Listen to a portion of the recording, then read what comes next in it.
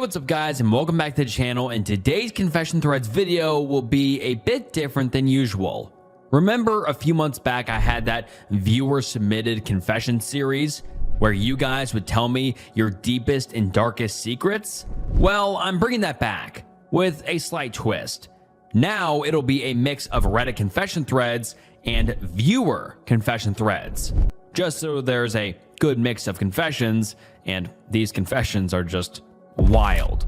They are disturbing and scary and just honestly deeply unsettling. And I'll be sure to give you guys feedback when you need it.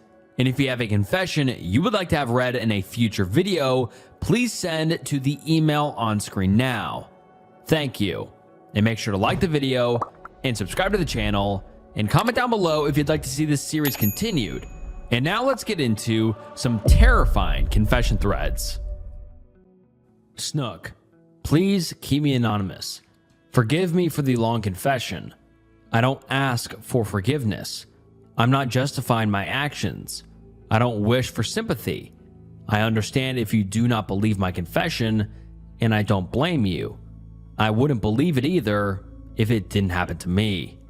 I'm 32 years old. English isn't my first language, but I've lived with it long enough that it doesn't get in the way anymore. I'm writing this from memory, and memory is messy.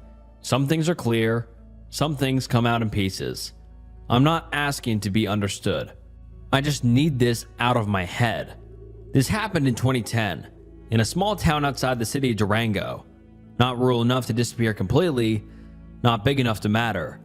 The kind of place where everyone knows who you are, but nobody knows what you're really doing. My mother raised me and my little sister alone. She was 4 years old at the time. I was barely a teenager, old enough to understand money, young enough to believe hard work fixed everything. My father wasn't around, and I don't know when he left or why. My mother didn't talk about him. She worked as a maid for families who lived better than we did, cleaning houses that were quiet, organized, and nothing like ours. She would take me with her sometimes, leaving my sister with our neighbor. Eventually, it became my first job. I helped carry things, cleaned patios, washed cars, did whatever I was told. I didn't complain. I didn't ask questions. I learned early that silence kept you fed. One of the clients noticed that. He liked that I didn't talk. He said it more than once. He'd laugh and say I had the right mentality, that I understood how the world worked. I didn't know then what he really did for a living. I knew enough to know I shouldn't ask. After a while, he offered me another kind of work. He didn't call it anything dangerous. He just said he needed someone to watch, to stand around, observe, and tell him if anyone unfamiliar came into the area. Rival groups. He didn't use words like cartel at first. He offered to pay me more than my mother earned in a week, and I said yes. That was my first step into it. I didn't feel like I chose it. It felt like something that was already happening, and I just didn't step out of the way. I became what they call a halcón. I stood on corners, near stores, beside main streets. I watched cars, faces, movements. I memorized things without writing them down. I would report back to him every night. Months passed and nothing ever changed, but I still got paid. My mom knew, but not enough to point out. My sister still laughed, and my mom still came back tired and smelling like cleaning chemicals. Then the same man offered me more work, deliveries, drop a bag off and bring back a stack of cash. No talking, no delays. I wasn't stupid. I knew what was in the bag. But I have come to learn that knowing and asking are different things. Asking gets you killed. Doing gets you paid. The money helped. We ate better. My sister had shoes that fit. My mother stopped crying at night, at least where I could hear it. The man started showing up more, not just at the house, but on the street near where I waited. I shrugged it off as a coincidence. I realized now that I had already been recruited. I just hadn't been told yet. The first few deliveries were simple. Walk a few blocks, catch a bus, leave the bag somewhere, return with the cash. The money was heavy in my hands. It smelled like sweat, rubber bands, and paper. I didn't feel powerful. I felt responsible. My mother's eyes when I handed her the money. They were grateful but tired. She never asked questions until one delivery went wrong. I was held at gunpoint and robbed of the bag. I didn't fight, I froze. I went back empty-handed. I expected to die that night. Instead, I was handed a gun. I'd held guns before. Everyone had, but this was different. This one came with expectations and responsibility. I was told it wouldn't happen again, and I believed them. Life went on. I tried to forget it. I almost did. Then one day, with no warning, I was told I had a job to do the next day. Not watching, not caring, killing. They needed someone who didn't stand out. Someone young, somebody nobody would notice. For the first time, I said no. The man who hired me got angry. Not loud, but calm. I found that worse in a weird way. He told me if I didn't do it, I would disappear. Not arrested, not fired, gone. I didn't sleep that night. I kept thinking about my sister, about my mother coming home and not finding me. I told myself it was my life or a stranger's life, and mine mattered more. That's the truth. I won't pretend otherwise. The next day I waited. I had never fired a gun before. I was shaking so badly I could hear it in my head. When the man came into view, I panicked. I pulled the trigger and missed. The bullet went past his head. The sound alone sent him running. I stood there like an idiot, knowing what would happen next. I searched for him until my legs hurt and the sun started drooping. I didn't find him. I went home to find my sister alone. My mother wasn't there. At first, I told myself she was late. Then I told myself she'd stayed overnight. By the next day, I knew. The same man who hired me had killed her while she was cleaning his house.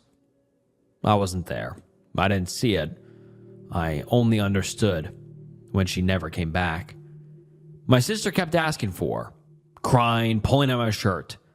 I told her our mother went to the United States for a better job. I said it without thinking. She believed me. That lie haunts me to this day. I used what money I had left to leave town. I bought a car that barely ran with rust everywhere. I told my sister I found work somewhere else. I told myself I was saving her and I believed it. I left her in a daycare while I looked for someone to get us across the border. I found a coyote, paid him. We were supposed to leave the next day. When I came back, the daycare told me her father had picked her up. I didn't even understand the words at first. I demanded details. They didn't have any. A man, average height, busy day, too many kids. I never saw her again. I stayed 3 days. No sleep, asking strangers, asking places I shouldn't have, nothing. On the third night, I stopped trying. I tried to commit S-word by hurting myself with a rope in a tree outside town. The rope snapped. I fell hard and laughed like a crazy person. Then I screamed at God until my throat burned. I didn't want to die before that night. After that night, I didn't want to live, but I was desperate for an exit, for salvation. I worked small jobs, helping the elderly with demanding chores, fixing up lawns, helping street vendors sell goods, all while keeping my head down to not draw any past attention again. An old woman took pity on me. She said I worked hard. I lied to her, told her I was a runaway from an abusive household. Not the best thing to do, but survival doesn't leave room for honesty. She let me stay at her house. That same night, I stole from her. I'm not proud of that, but I won't lie about it. I paid another coyote.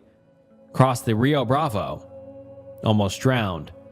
Made it across. Ran from canines. Hid from lights. Ended up in the back of a truck that took me deeper into Texas where I now live. I got a job at a construction site. At 24, I got a work permit. No green card. No family. I've tried to remain alive since then, but I don't know if that's the same thing as living. I don't expect forgiveness. I'm writing it because it's been 12 years and it still wakes me up some nights. And I'm tired of being the only one who knows. That was my confession. And then the emailer leaves a PS saying, "PS, if you're young and hearing this and are thinking of any part of this sounds powerful or exciting or like a shortcut out of poverty, listen to me carefully. There is nothing brave about this. There's nothing loyal about it. Nobody protects you. Nobody remembers you. You are not a brother, not a soldier, not important. You are a tool. And tools get replaced when they break. It doesn't start with blood. That's a lie. It starts with watching the corner, carrying the bag, staying quiet. You tell yourself you're not hurting anyone. You tell yourself it's temporary. You tell yourself you're doing it for your family. Then one day you're standing there somewhere you never imagined, holding something you can't put down anymore. And every option in front of you is wrong. People talk about money like it fixes things. It doesn't. The money disappears. The hunger comes back. The fear never leaves. What stays is the guilt, the faces you can't forget, and the nights where your chest feels heavy for no reason and you can't explain to anyone else. You don't rise. You don't become anything. You decay slowly while pretending you're in control.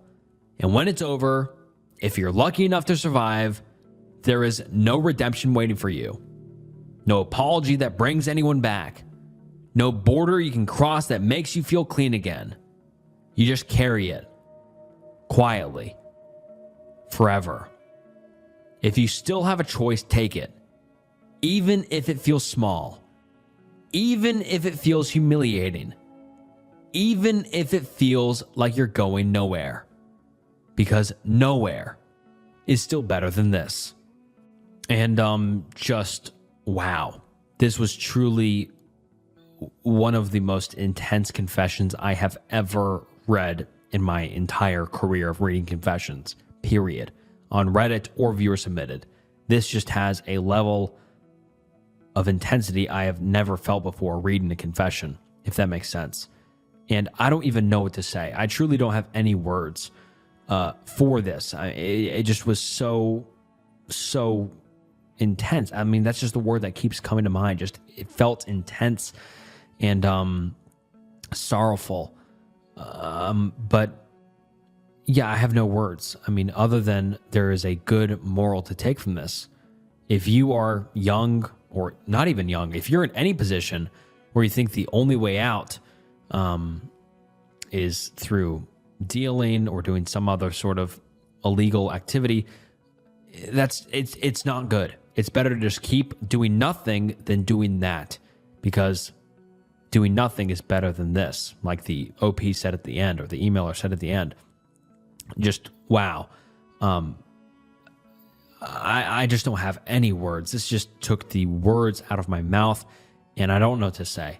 But please, everyone watching, comment down below what you think about this, because I'm very interested to hear your thoughts on this. And thank you to the viewer who submitted this confession. Redditor loses over $800,000 gambling and hides it from his family. And the first post is, I lost $100,000 in 4 weeks. I need advice. I'm 36 years old and not in debt other than a mortgage. I have a 8-month-old daughter and I'm scared to death. I've been gambling somewhat randomly since college. I'm well over $300,000 now in losses, most of which was my money, and now $100,000 just in the last 4 weeks. And every time I went back, it was to recover from the day before, but the numbers kept adding up. My wife doesn't know a thing. The money is mine, $100,000 gifted by my dad, who is completely against even wasting a dollar, and who put his trust in me to use it wisely for family, success, or paying down my mortgage. I'm a terrible son. I feel shame and regret to even look him in the eye, knowing what I've done in a matter of weeks. It took many years for him to make. I still feel I need to go back to get it back. My wife doesn't know yet, keyword, It'll be a very ugly convo when she finds out. Maybe even walk out on me. Who knows? That kind of money isn't easy to hide, right? I feel depressed, broken, failure. I just want this $100,000 back. It's just too much to lose. A $10,000 loss turns to $15,000, and then $7,500, and just downhill from there. I lost all $22,500 and kept going back, losing $10,000 to $15,000 per day at times. What should I do? Talk to my wife? She will lose it. And if my dad finds out, I'm afraid he won't be able to take it, and I'll be the reason for what happens to him. I'm such a bad son. And then the OP makes another post about a month later saying, rock bottom, painful truth, and unsure what the future holds. He says, hey guys, 36 male, and I've posted quite a bit, so in response to my first post, I say this. Listen to every word people say here. Something took over me. I can't explain it because I don't know myself what the fuck happened. Losing money is evil. It will make you do things out of control. The fight to recover losses kept turning into a losing battle over and over again, so here I am, rock bottom. In just 2 months, I've lost everything in my bank account, $170,000, and also took out $10,000 from credit card and another $10,000 from personal line of credits, so I'm officially in a gambling debt of $20,000. Now that's a total of $190,000, and it's a harsh reality. What does it feel like? Butterflies in your stomach, the earth just slipped from under your feet and you feel light, but there's weight pushing you down. Disbelief because the gambling mind cannot accept what happened, but then reality kicks in because the bank is proof. Shame, disgust, S-word thoughts, frown but pretending to smile. Wife doesn't know yet of my situation, so I'm lying to my partner. Always a bad thing. 9-month-old daughter whom I now feel like I've ruined a comfortable life for alongside my wife. I first posted at a $100,000 loss. Everyone said, stop, stay clean, tell the truth. It doesn't get better. I continued to go back over and over again because I could not accept it. Bottom line, accept it now, or you're going to be where I am. Now over $500,000 in losses, out of which $190,000 is very recent.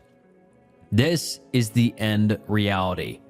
It feels a lot worse than when you win a single bet. And that's not the last post. There's a lot of posts after this, but I mean, this is just so terrifying to me. Just the addiction of gambling. Gambling is just such a trap. And I mean, I hope a lot of you guys know this, but I mean, it's just not worth even doing once. It's like any other drug. It's like, would you try H once? Would you try crystal once? Probably not. But people are so casual about gambling. They're like, oh, it's fine. Just put $5 on the game. That $5 turns to 10. That 10 turns to 20. The 20 turns to 100. And then soon enough, you're losing thousands of dollars. And you think you can win it back. You think you can win it back. And this is just obvious gambling addiction.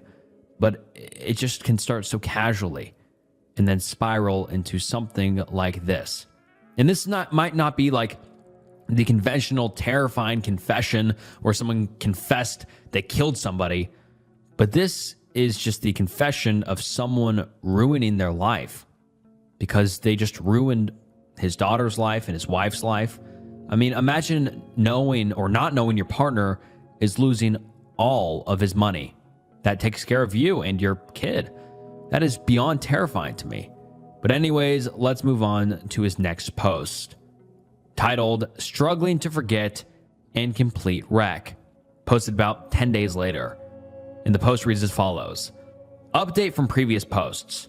Life feels very depressing. Love playing with my daughter, and every time I look at her, the thought crosses my mind. Why did I blow my money at the casino where I should have used it for a future? College, car, real estate, necessities, and the list goes on. Have not told the wife yet, nor has she poked into the bank account that would show nothing but withdrawals in the thousands for the last 2.5 months. Losing strength. Stress is killing me because I picked up debt to gamble and lost everything. Casinos are temporarily shut down effective today, so good that I can't go to relapse. I need to tell the wife. Don't have the courage because I can't explain how I didn't learn a lesson, but ended up losing $200,000. I don't know if she'll understand, and I'm also afraid of the shame this brings once everyone in the family finds out. Killed my self-esteem. I'm a wreck and stressed to no end. To those reading this, stay strong. Let's get rid of this horrible demon. And something I forgot to say about before the last post, like he also took his dad's money and used it. I mean, not only did he destroy his own financial career, he destroyed the faith that his father had in him, which is not material, but that is so horrible and sad. I mean, how will OP's father ever trust him again? He gave him $100,000 to take care of his family with, and he wasted it gambling. God, just so sad. His next post was titled, Day 1 Starts, $275,000 Lost, posted about 2 months later. And the post reads as follows. Game over. I kept going back to recover big losses, and now I'm sitting here after literally 4 months exact. $200,000 missing. $75,000 of debt between credit cards and line of credit. Barely any money left except to survive. I have a family. Who doesn't know of this? Many of you know my story on here. I haven't told significant other, and she's on a trip with the young one. I thought I could take the opportunity to go back to the casino to recover, but that didn't happen. Instead, I found myself pulling money from creditors to gamble, but just lost it all. I know my performance at work has been affected. I am a completely different person physically in the mirror. The stress has taken that smile and brightness. Fuck gambling. I am sick and I'm going to get better. This is day 1, and here's the plan. Number 1, use Helllock to pay off the expensive debt. 2, refinance the home for $100,000 when mortgage is up for renewal in August. Pay off the Helllock. 3, significant other and hope she can support my recovery instead of walking away. The news, I understand, will be a lot to stomach. 4, get healthy and back in shape. 5, cut down on spending/eating out. 6, find a side hustle/part-time job. 7, attend Gamblers Anonymous meetings if I can. I wish I could reverse that last 4 months. I can't, so now I'll spend the next decade trying to recover. My life is a wreck, and I cannot live like this any longer. And holy shit, this just keeps getting worse. He lost even more money. And still, he hasn't told his significant other or his family. I mean, he's just digging a deeper and deeper hole. Not only financially, but what's going to happen when his significant other finds out? She's going to be like, you haven't told me this for 4 months now? You've been hiding this behind your back for 4 months and you keep going back?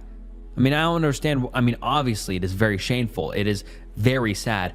But why doesn't the OP tell his significant other so she can help hold him accountable, if that makes sense? It's like, I would rather not go through this alone, but at the same time, I understand why it would be so shameful to even tell anyone. But still, just wow. And the next post is titled, Self-Excluded Indefinitely Day 1, posted a few days later. He says, relapsed and couldn't stop. I put my life on the line. Thought about S-word, and only thing holding me down to earth is my daughter, wife, and family whom I let down. They don't have a clue as to what I have done. Number 1, gambled away my own money in some inheritance. 2, picked up $70,000 of debt. 3, dipped into wife's account and took another $50,000. I am now walking out of this miserable place, the casino, that has taken everything from me mentally and financially in the last 6 months. $325,000 lost, and same amount in prior years. I am $600,000 plus in losses, and there's only one way to stop. I have it in my hand, a win today. Willpower, backed up by self-exclusion form banning indefinitely.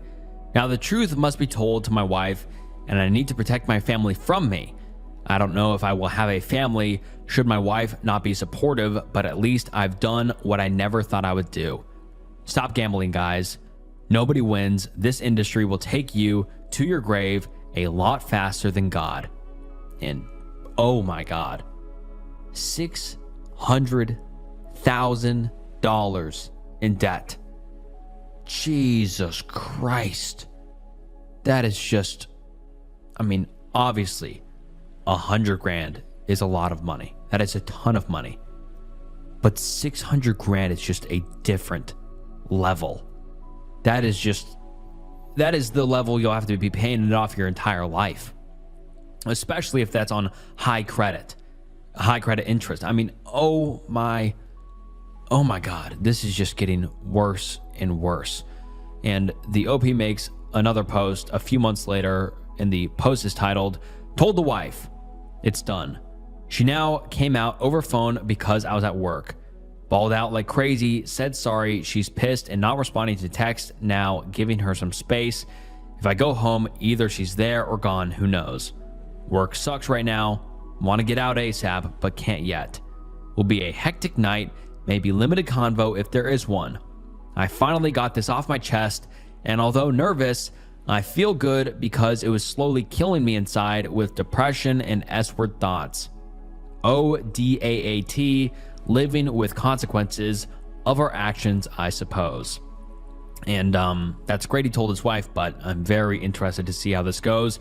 And he makes a post 2 days later saying, "Hey all, I wanted to give you all an update on my full disclosure for many of you who have seen my posts. Ultimate rock bottom is not money lost. It's trust." That's what I said earlier. For those of you that are single, you still lose trust. My wife, who I don't blame, has opened up to her family and to mine. I feel humiliated, regretful, wish this has never happened, but I also think it's for the betterment and recovery. Time will heal, but the healing has to start. For those who have yet to share with family about your problems, do so. It's hard at first. Stress level rises 10,000 times in the moment, but in the end, it is what it is. Consequences of actions. I chose to be a better person. I finally got rid of this problem and all others that cause pain to loved ones. The years of respect I earned, lost. I feel terrible, but I deserve this. Going to move on now and put the past behind me. News will spread like wildfire and humiliation will continue. In the end, it is what it is, as there's no rewinding time but change the future. Good luck. I'm proud to own my mistakes, and for me, that's a huge win. Weight of the world off my chest. Say no to gambling. Become a winner once and for all." And then the OP makes a post titled 135 Days Gambling Free. And the post reads as follows. "Hey everyone, haven't posted here for a very long time. 135 days gambling free. Here's how I did it. Lost $300,000 in 6 months, went into serious regretfulness, depression, and insane amounts of stress, came to Jesus and banned myself from all land-based casinos. This was step 1 to freedom. Confessed everything to family. Step 2. Went to hell and back because of it. Lost respect, trust, love, held on to marriage, but it was brutal. Starting to gain back. Step 3. Luckily, work got very busy. Kept my mind occupied, which helped out a great deal. I cannot forgive myself. Losses and pain I've caused my loved ones bothers me all the time, but I don't think about wanting to ever go back to gambling again. Huge. Step 4. Self-realization. Good luck to no gambling." And just, that's great. That is just great. 135 days is huge. And that's great. He, was able to go that long without gambling and was able to start gaining back the trust and love that he so deeply lost, and understandably so. But then the post makes an update about 7 months later. And the title is, Did it again. Need desperate advice. So much for a ban. Urged to reinstate, and I did. I won $40,000 from $3,000. Put it all back, plus 30,000 gradual losses of 5 to 6K after putting back 20K the next day. $30,000 debt. No way to repay all the finances are handled by a significant other. What do I do? Last time was a family crisis. Now I have no choice but to turn to my parents again and say, bail me out like last time. The problem is, the last time I should have learned my lesson. I really don't know what to do. I can't tell anyone about this recent events or else I'm doomed and I will really hurt my loved ones. If this comes out, however it may, I'm definitely getting divorced. I got a wife and kid who I don't want to lose. I want to tell my parents that I had this loan from the last event that turned my whole life upside down, but I fear this will put them through hell and back knowing how they can't trust me. I make good money, but can't use it now that partner controls the finances. Your thoughts? How should I handle this? And just, that is crushing. That is just so crushing how he went, it seems like 7 months, and he just went back. That is just so crushing. And then he makes another post saying, hit rock bottom again. It's over for me. Posted about a month later. And the post reads as follows. Hey all, please stop gambling. I relapsed and now with $40,000 debt and no way to repay considering the situation I'm in where partner controls finances. I cannot let anyone know about this or it's gonna be a huge problem. I just can't believe I put myself through this again. I don't even have money left from the last round of stupidity. No more access to loans and I've already borrowed from friends and family. Now I'm sitting with $500 in my account right now, with bills on the way. This shit sucks so bad, I just wish I could do something bad to himself. This financial stress is so bad. I need help, but don't know if my partner will be so supportive this time if they find out. And yeah, the OP got himself in deep shit again because he came clean with his significant other, his family, and they, lost trust, but supported him. And the second time around, obviously, is going to be a lot harder for them to support him. So yeah, he is in deep shit. And then the OP makes a post again 3 weeks later saying, anyone in relapse and tell their partner. And the post reads, struggling to find some courage to tell my spouse that I fucked up a second time and how miserable of a husband/father I am. Worked so hard to dump our money to a casino. I already got my ultimatum the last time after massive losses. Here I am again, reliving the past, except this time is all out debt only. My head is going to explode. I'm super stressed and I don't know what to do. Anyone tell their significant other of a relapse? And how did that go? And then it makes a post a few days later saying, if you're given a second chance, but you relapse and out yourself through the same shit again, is this a calling to get help? And the post reads, maybe some of you read my post. I'm in a devastating situation again and have no guts to share with anyone. I got a second chance, banned myself, year later, same boat, and now badly in debt. I keep thinking what got me to gambling. I work hard to earn the money, but money doesn't hold great value to me. Why? Well, I think I have an answer. Throughout my younger years, my pops never let me manage my finances. He always checked my accounts, always wanted to be the one to manage, always led me to believe what he got his mind one day. He's not rich, just normal. I never felt in control and I never learned to manage well because it was just money, but I see young people now so cautious of their finances. I'm not sure if what I'm thinking is wrong. I really don't want to blame my parents, but I wish if I had the freedom to manage my earnings and expenses in my younger years, I wouldn't chase easy money. And I mean, I don't see a correlation there, but who knows? I got a gambling problem, I admit it now. I need help, and I'm certainly devastated by the outcome. Debt upon my eyeballs. Earn good money, but people got bills to pay and need to survive, so irregardless, it's an unnecessary expense to have all these debt payments. Tried to have my spouse manage the finances. Instead, I pulled out loans behind their back. Do I deserve a third chance, or should this be it? Divorce and destruction. And I was curious about the comments on this post, and the only comment is, the only person you can blame is yourself.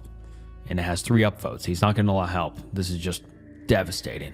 Then the OP says, help, someone give me some courage to break the news and how to begin telling people. How do I tell my wife about my relapse? This is killing me. How do I tell her that I broke her trust again?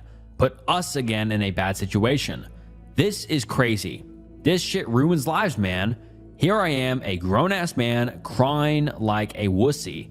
Have no control, no realization to my actions. Can't do anything other than putting my loved ones in pain and suffering. God, I can't deal with this. What do I do? Someone please give me advice.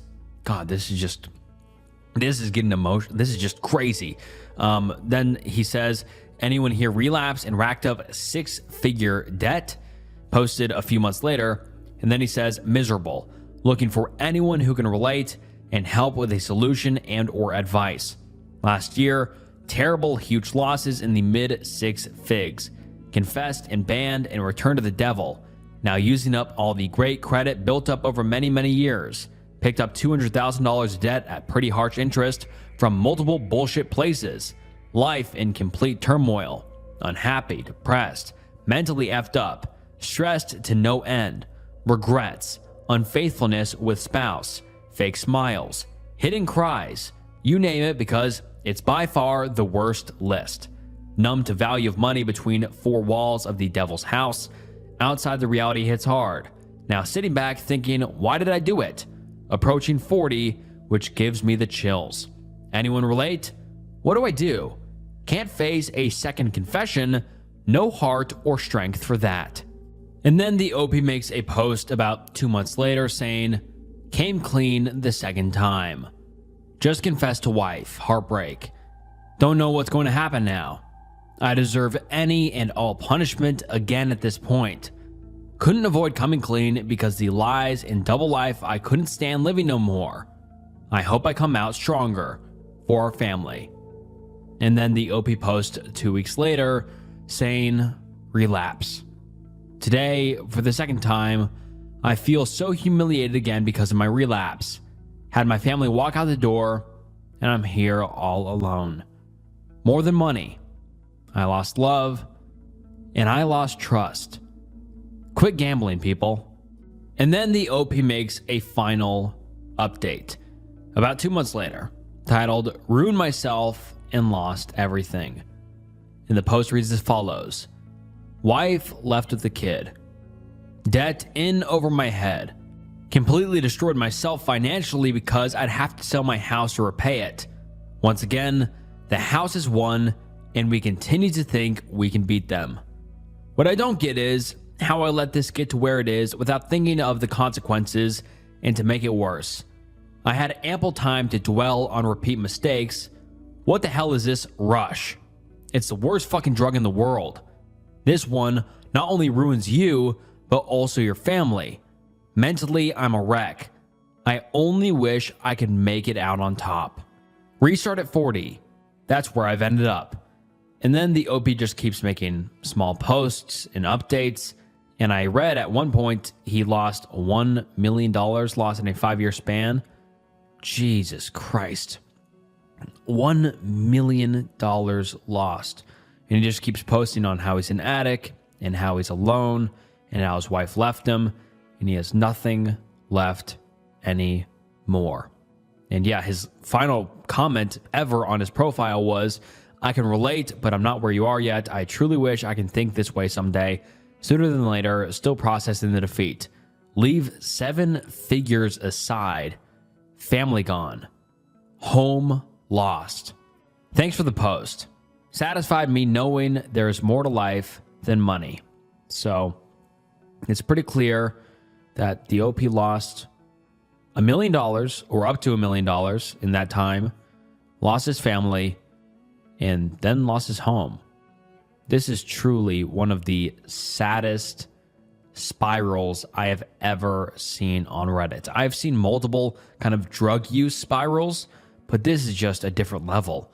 I mean, he just lost hundreds, or literally, like he said, $1 million. $1 million to gambling.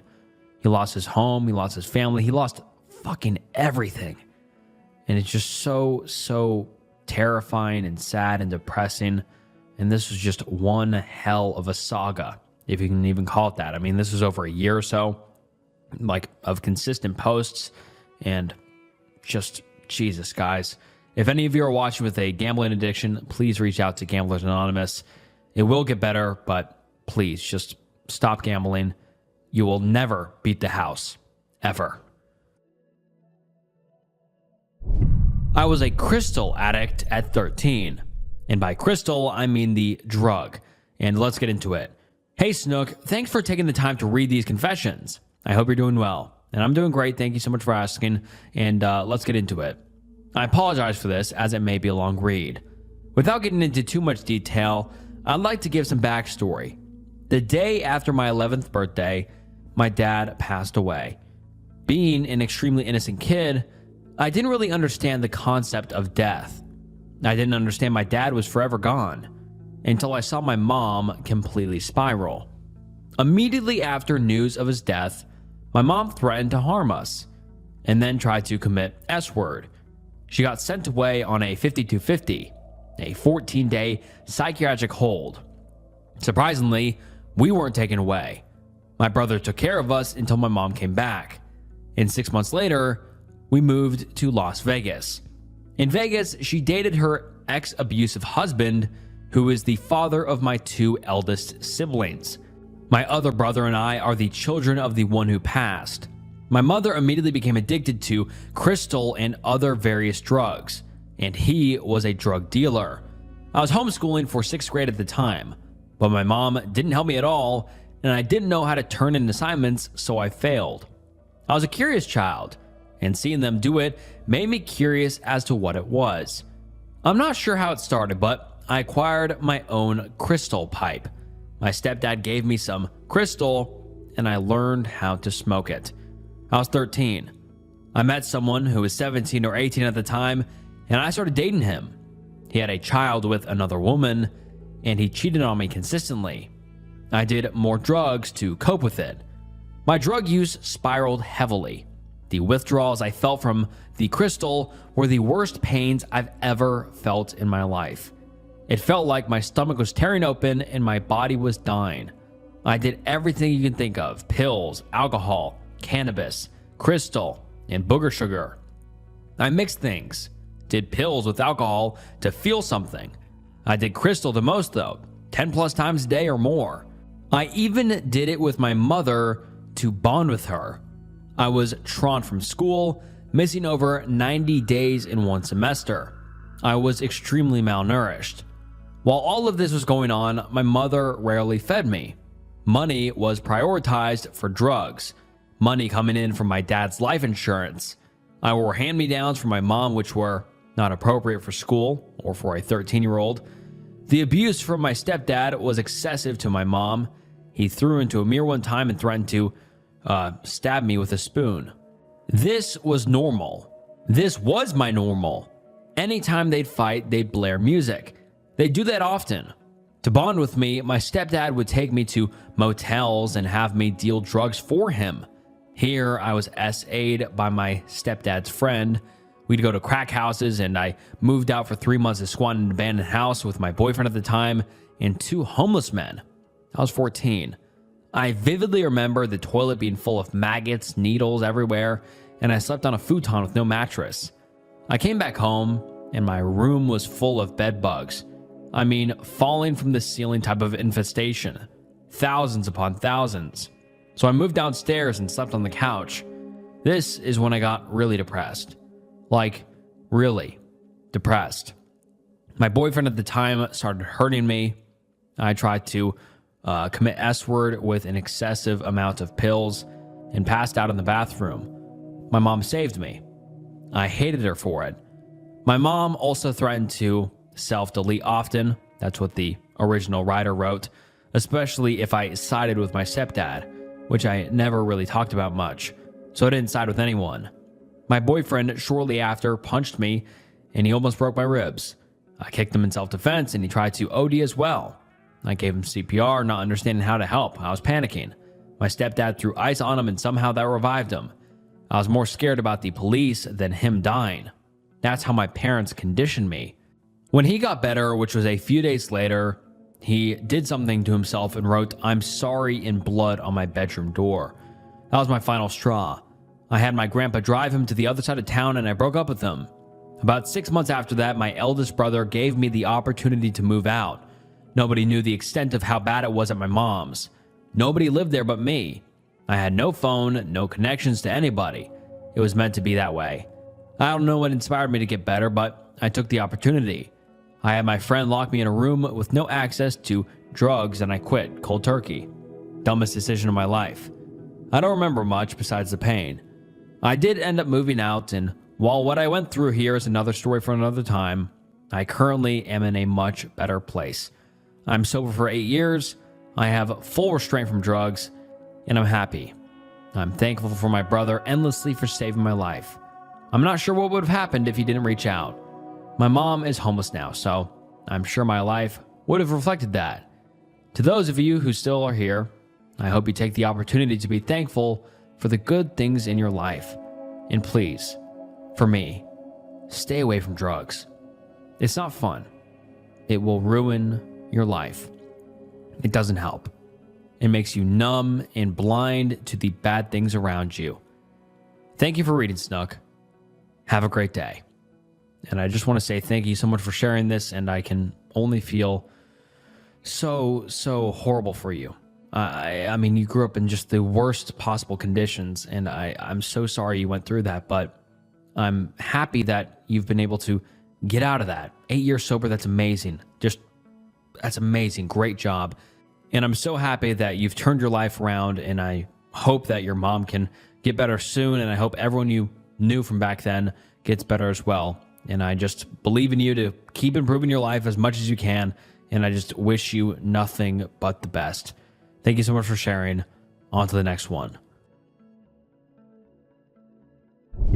My father has an intimate relationship with my grandmother, and I had to use intimate as an interchange, but it's the sex word. Wow, that is a very interesting title. Let's get into this. Hi, Snook. I really enjoy watching your videos and have probably watched 90% of them. LOL. Thank you so much. I appreciate that. That means the world. I'm writing this confession to you because I feel like you can give me some real advice on how to deal with the situation. And I haven't told anyone about this thing. So my father is 16 years older than my mother. And my grandmother, my mother's mom, is only 7 years older than my father. So here's the background of the entire thing. My parents met at work and they dated for only 3 months before deciding to get married. My mom was only 20 back then. One day before my parents got married, my mom wasn't home, and that time my father came over to my mom's house where she lived with my parents. At the time, my grandfather wasn't home either, so only my grandmother was at the house when my father came without any notice. I don't know what happened between them exactly. Neither does my mom know, but she said that when she got home around 5 to 6 p.m., she saw my father and grandmother were both looking very tired and sweaty. It looked as if they were doing something really tiring. My mom asked them indirectly about what they were doing, and they said that they were just talking. My mother was too innocent to understand anything. Actually, I believe she was just not ready to accept the truth that she already knew. Later, even one of the neighbors told my mother that my father, at the time fiance, would often visit my mother's house when my grandfather and mother weren't there. I got to know all of this when I was old enough. My mom was still very suspicious, and even me and my siblings were, but my suspicions were proven right a year ago. My grandmother had recently bought a phone, and she is not that good with smartphones. One day she came over to our house and I handed her my phone to manage something, and I was doing exactly what she told me when suddenly I read this notification of a text that came from my father on her phone. This text read, "Do you want to see a picture that I had taken of you? Winky emoji." which sounded very flirty. And also, I've never seen my father and grandmother together alone in the same room ever. So how did he even get a picture of her?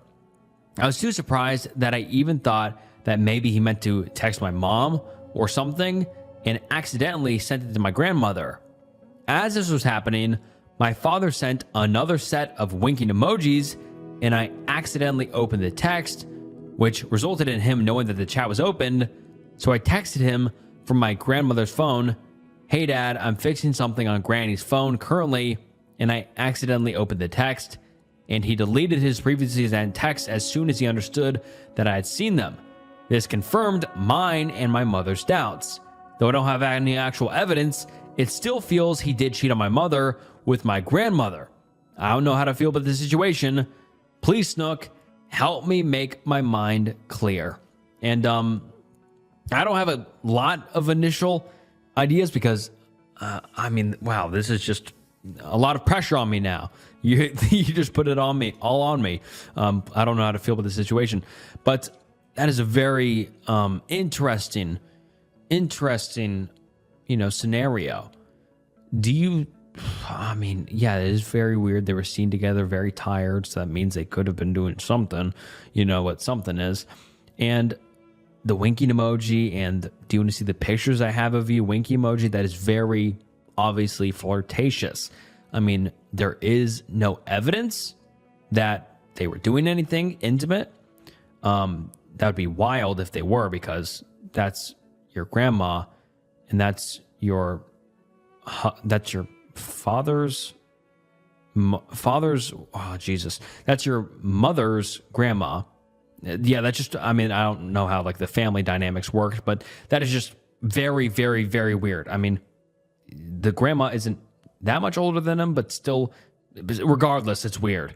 What I would do personally, if I were you, just tell your mom exactly what you saw and try not to get involved. I would not try to be a detective and try to figure it out, because in all honesty, that's not really your business. That's more of your mom's business, I would say. And maybe your dad, maybe even confront your dad about it. I don't know. I don't have great advice about this. And this is just has me kind of starstruck, because this is just such a unique confession. But I don't know. And this was sent in about a few months ago, so I'm sure the OP or the emailer has done something by now. But if you are watching this, please send me an email. What ended up happening? Because this is just a wild, unique confession. But everyone watching, what do you guys think? Reddit confession. I paid somebody overseas to have the man who assaulted me attacked. Sorry, this is long, and sorry for the anonymity, plus spelling mistakes in advance. English is my third language. First things first, I am male 27. I was born and raised in East Africa. I have a huge extended family. On my dad's side, there are 13 of them, so you can imagine. My grandma was pretty well off. She had a big house and big farm. A big farm meant many day laborers / workers. They used to come and go in the evenings, get paid some little change. She was also very kind, and she also used to help some of the workers in various ways. One of the ways was giving them extra food on the top of their pay, etc. There was this one older lady who apparently had worked for her even before I was born. My grandma put her last born son through school, and all he had to do was help in the home. He used to stay at my grandma's house during the weekend. This guy was always very nice to my cousins and I. He was just good to us. When I was about 8, 9, or 10 or so, he took the niceness to the next level. Long story short, he bought some juice boxes or something, then lured me into his shed. He then assaulted me. To be honest, I really don't want to remember this. Shit gives me nightmares. I knew what he did was wrong because he promised to keep buying whatever candy / juice box he had. I did keep quiet. One day, I saw him and my little cousin, who is 5 years younger than me, and get all friendly, and I asked my cousin what happened. He admitted to me that he had lured him too. The sad thing is, me and this cousin grew older and left for high school, I think. Unfortunately, like I said, We had a big family, which means I had more younger cousins. Note: being gay in Africa is almost a taboo. I think things are changing slowly now. Not sure though. We never talked about this ever. We are in high school and one of my uncles told him to go to his city and work for him. My uncle was super rich. He had businesses and all that. He later went on to politics, but I digress. About a year or so, I hear a story that some people are looking for him. At this point, let's call him Bob. He was caught assaulting some boys in the neighborhood. One of them had admitted to his parents after they suspected something. In my home country, the police work a bit differently due to the corruption.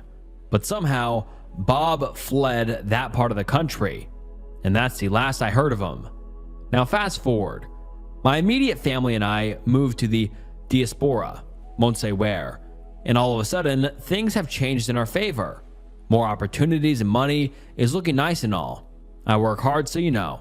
Early 2010s, I go to visit home after almost a decade. I got to my little hometown, and guess who shows up? By the way, when you go overseas and go back home, it's a big deal. You are a big fucking deal. Everyone thinks you will leave some euros or dollars, lol. This guy sees me, and he approaches me like nothing ever happened. I had forgotten all he did to me and my cousin till this very minute. Something in me snapped. I looked at him, and when he shook my hand, I swear I do not know how I never jumped on his neck to kill him. I called my cousin and reminded him of that. He really played it out and said he does not remember. I reminded him that we still have young children at home, and there is a predator who after all these years is still on the loose.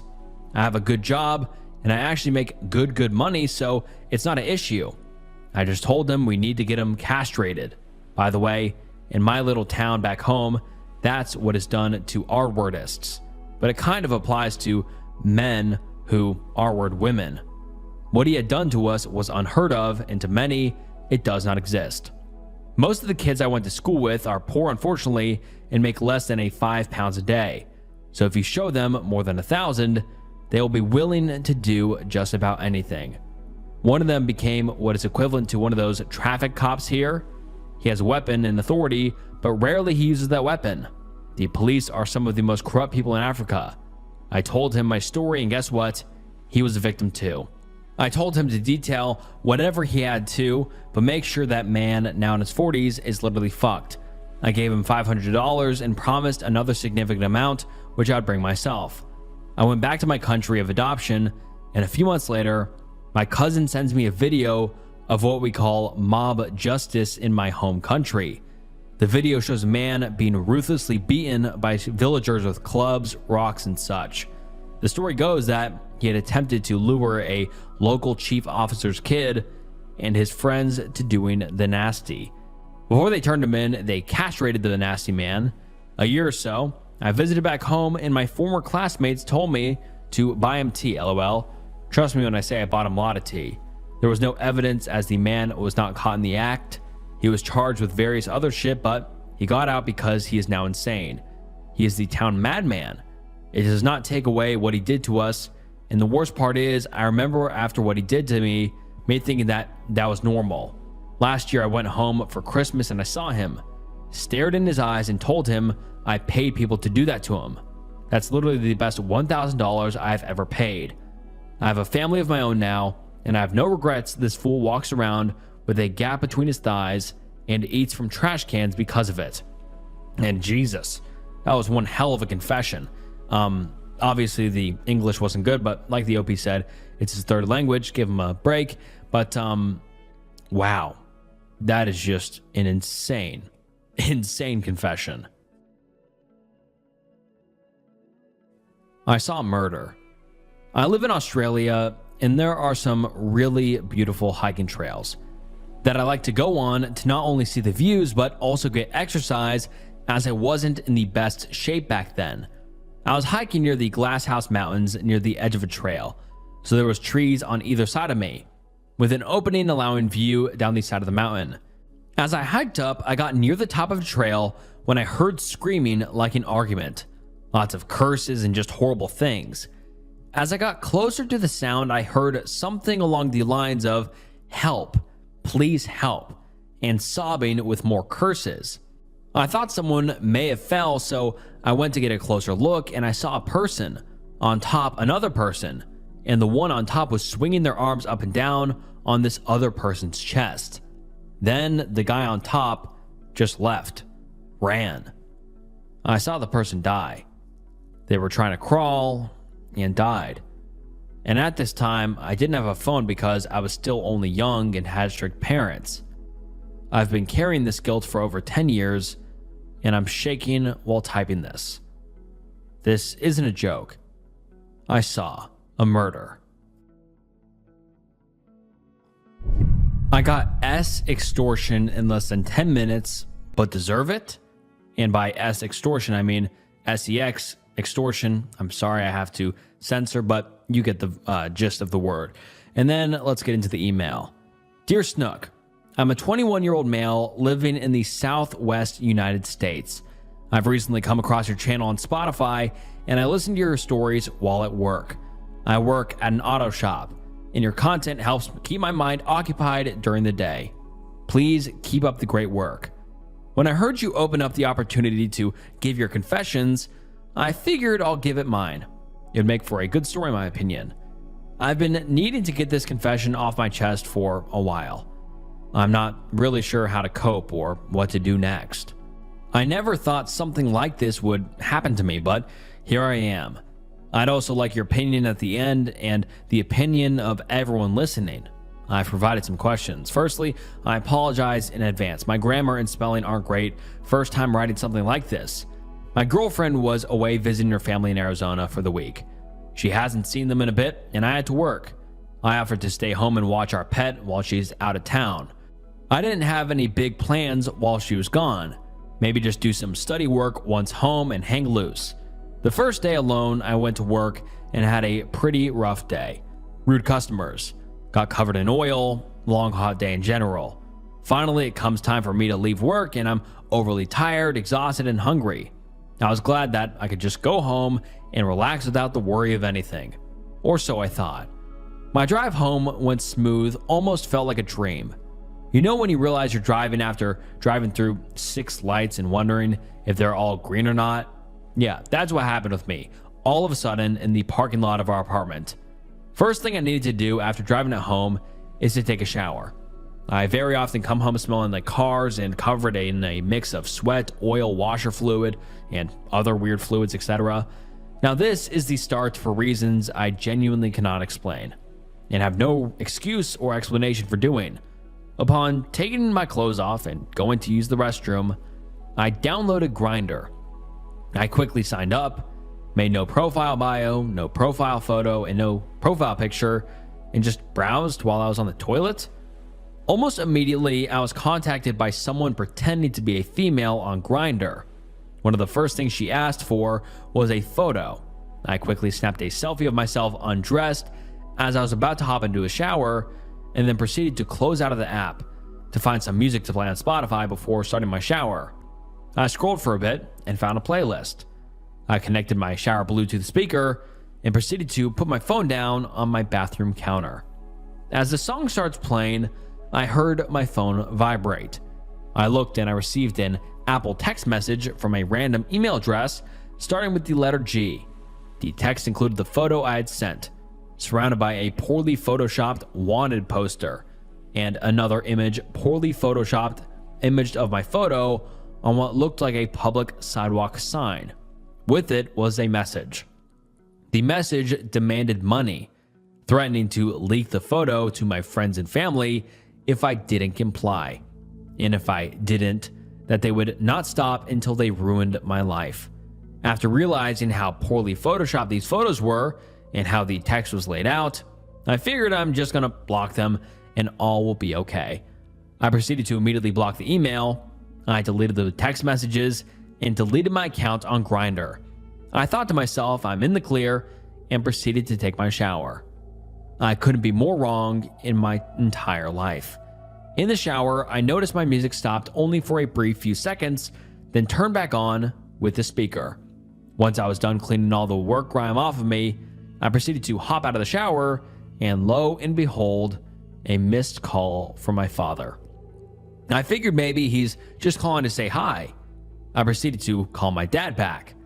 First thing he said to me is, "What the hell is this?"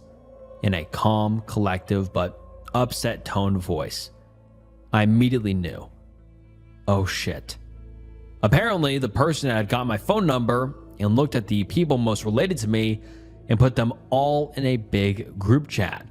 My dad tried to tell me all of the people that were known contacts of his phone, and sure enough, my mom, my dad, my grandma, my sister, my stepmother, cousins, uncles, aunts, and several other phone numbers. He said, "Hey buddy, this is bad. This is going to put a stamp on this family for a while. I mean, holy shit, your mom, your grandparents? What are you going to say to them about this?" I basically said, "I'm not sure. I don't know what to do." Then my father said something that I will forever hear for the rest of my life. He said, "Son, what were you doing trying to meet up with a 16-year-old? I said, "What are you talking about?" And he then proceeded to describe that in the group chat was the photo of me with some text overlaid on it saying I was trying to meet a 16-year-old. I quickly realized how this was going to turn out. I couldn't see the group chat because I had blocked the original sender. Apparently, if you block someone that happens to be a part of a group, you can't see what they send, only what others send. More on this later. Regardless, since I blocked the person who sent the photo, I couldn't see it. I don't want to see exactly what it says. And I still haven't seen to this day 6 months later. And I hope to not have to ever see it. I quickly tried to explain to my father what was happening, then hung up. A few minutes after getting off the phone with my dad, my sister called me wondering what the hell was going on, and provided that a majority of her side of the family was in that group chat and were the unknown numbers. Now I had a list of numbers texted out to myself so I could try to figure out who was going to see this and to contact before it was too late. Again, I couldn't see the group chat. I was exhausted, starving, and so shaken realizing what this could turn into. I then called my mom, my stepsister, and my grandfather, all while I was still drying off from my shower. This all took place within the span of 10 to 15 minutes. From when I first got the app to the last hang up for now. My girlfriend was out having dinner with her grandparents at this time, and I knew I had two choices. Try to hide this forever or come forward immediately. For genuinely no motive whatsoever, or no reason or desire to cheat or had any thoughts about questioning my identity, I decided to come forward to my girlfriend and tell her exactly what happened. She would be back from dinner in about an hour. That was probably the most excruciating pain I've ever felt in 1 hour. I was trying to ask myself, why did I do this? Trying to come up with an explanation. How do I explain this to my friends and family? Nobody believes me from what I've said so far. I'm so tired. I just want to go to bed. Why did I do this? Once she was back, I called her and explained everything the best I could. She was devastated, broke down crying, and told me she needed space to process everything while she finished visiting her family for the week. That week would turn out to be the worst week of my life. I tried to go to bed that night knowing I had messed up badly. I thought I had probably ruined my relationship. My entire family had now seen those photos of me, and I was being accused of being gay and trying to meet up with a young person, essentially being labeled a complete creep. My girlfriend was upset and confused, and I was confused myself. After one of the most stressful days of my life, the last thing I needed was this. Somehow, I did manage to fall asleep. The next morning, I woke up and opened my phone to the group chat. I learned that when you block someone in the group chat, you don't see their messages, but if someone else replies, you can only see their message. The group chat contained nearly my entire family, a few relatives, and a couple completely random numbers. One of the random numbers replied with a simple, "Huh?" or "What is this?" That's how I realized exactly who had received it. That was the only message ever sent. I immediately deleted the chat, reported the number to Apple, saved screenshots of what had been sent to me, and reported the incident online. I also filed a report through the FBI's online extortion reporting system and used the image removal resources provided. I still had to go to work that day. When I arrived, there was a police officer who regularly patrols the area. I explained the situation to him, and he suggested filing a police report. Once I got off of work, while I was at work despite everything, she still went to have lunch with my parents the day after the incident, which had already been planned for a few weeks. She went with almost every person that was on the list. She said lunch was good, but they didn't talk about the incident. I spent the day thinking it through at work, and ultimately I decided it likely wouldn't help much to report it to the police. The damage had already been done. All that was left was to recover. The following days were extremely difficult. My girlfriend didn't trust me. We hardly spoke other than the typical good morning and good night, and what are you doing today, calls and texts. She said she would like to talk to me when she gets back.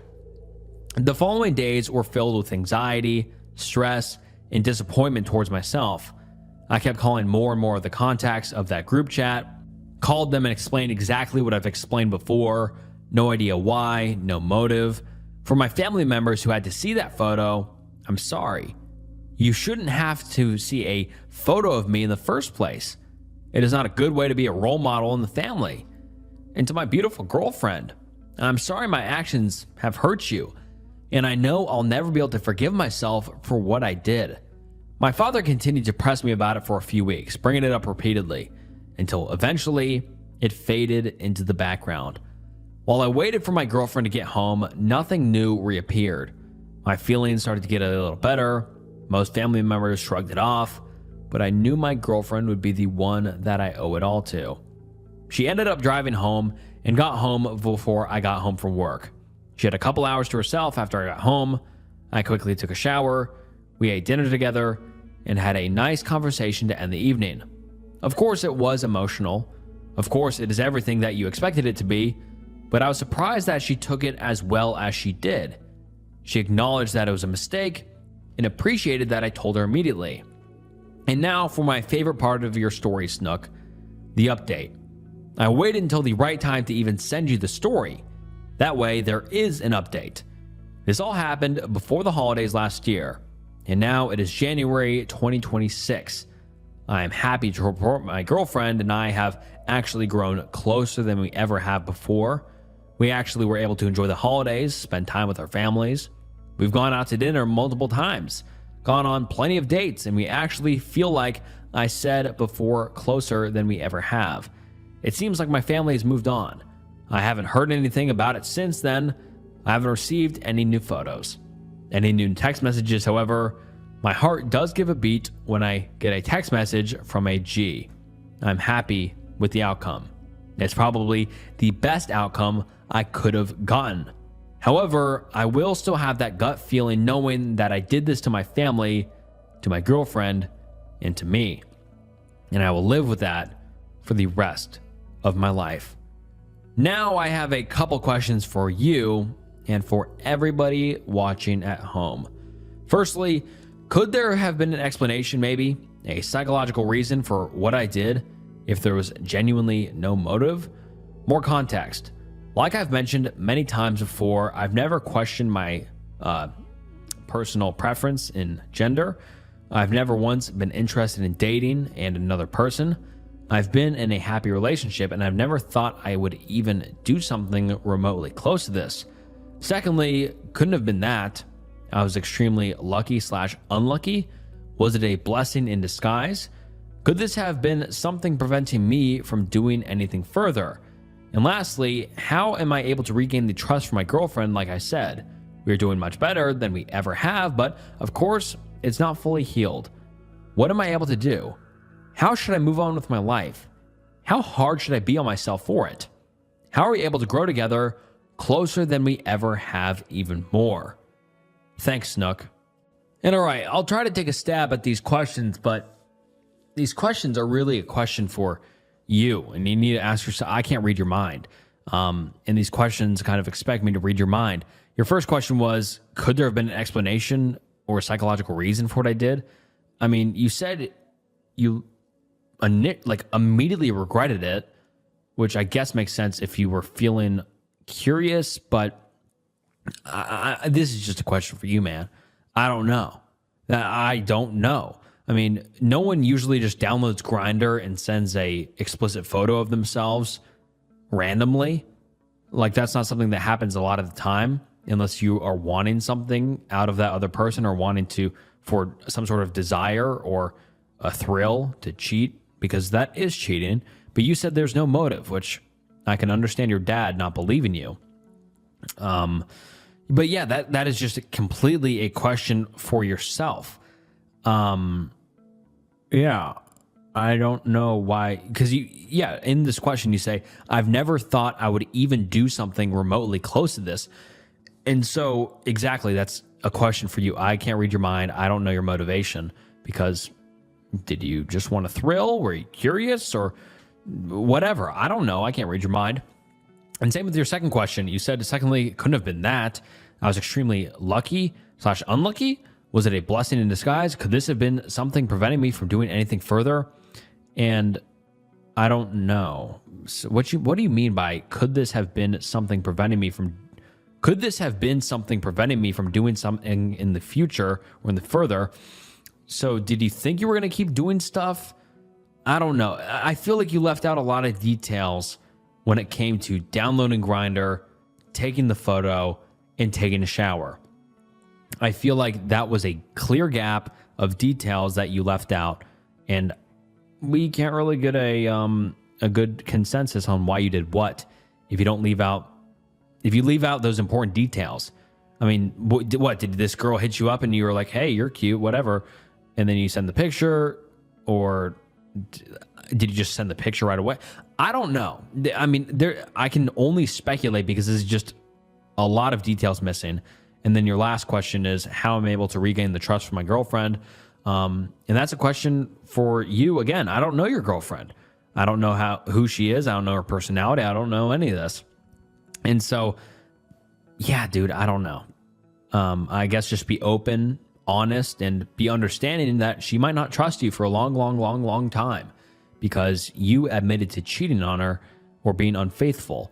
And so it'll make sense if she is very apprehensive to trust you or won't fully trust you with certain things or trust you around her family or whatever, because you might be a little bit, this is going to be very blunt and honest. You might be a little bit embarrassing for her in front of her family because of this whole incident.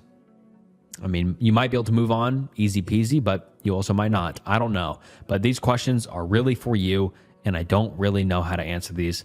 But yeah, hopefully that helps a little bit. And all right, guys, that is the last confession we're getting into in today's video. And what did you think about today's confessions? I thought this was a unique concept. I thought it was interesting. I thought it was good to get a mix and match of the Reddit confession threads and your guys' confession threads. It kind of keeps it fresh and is a different perspective each way.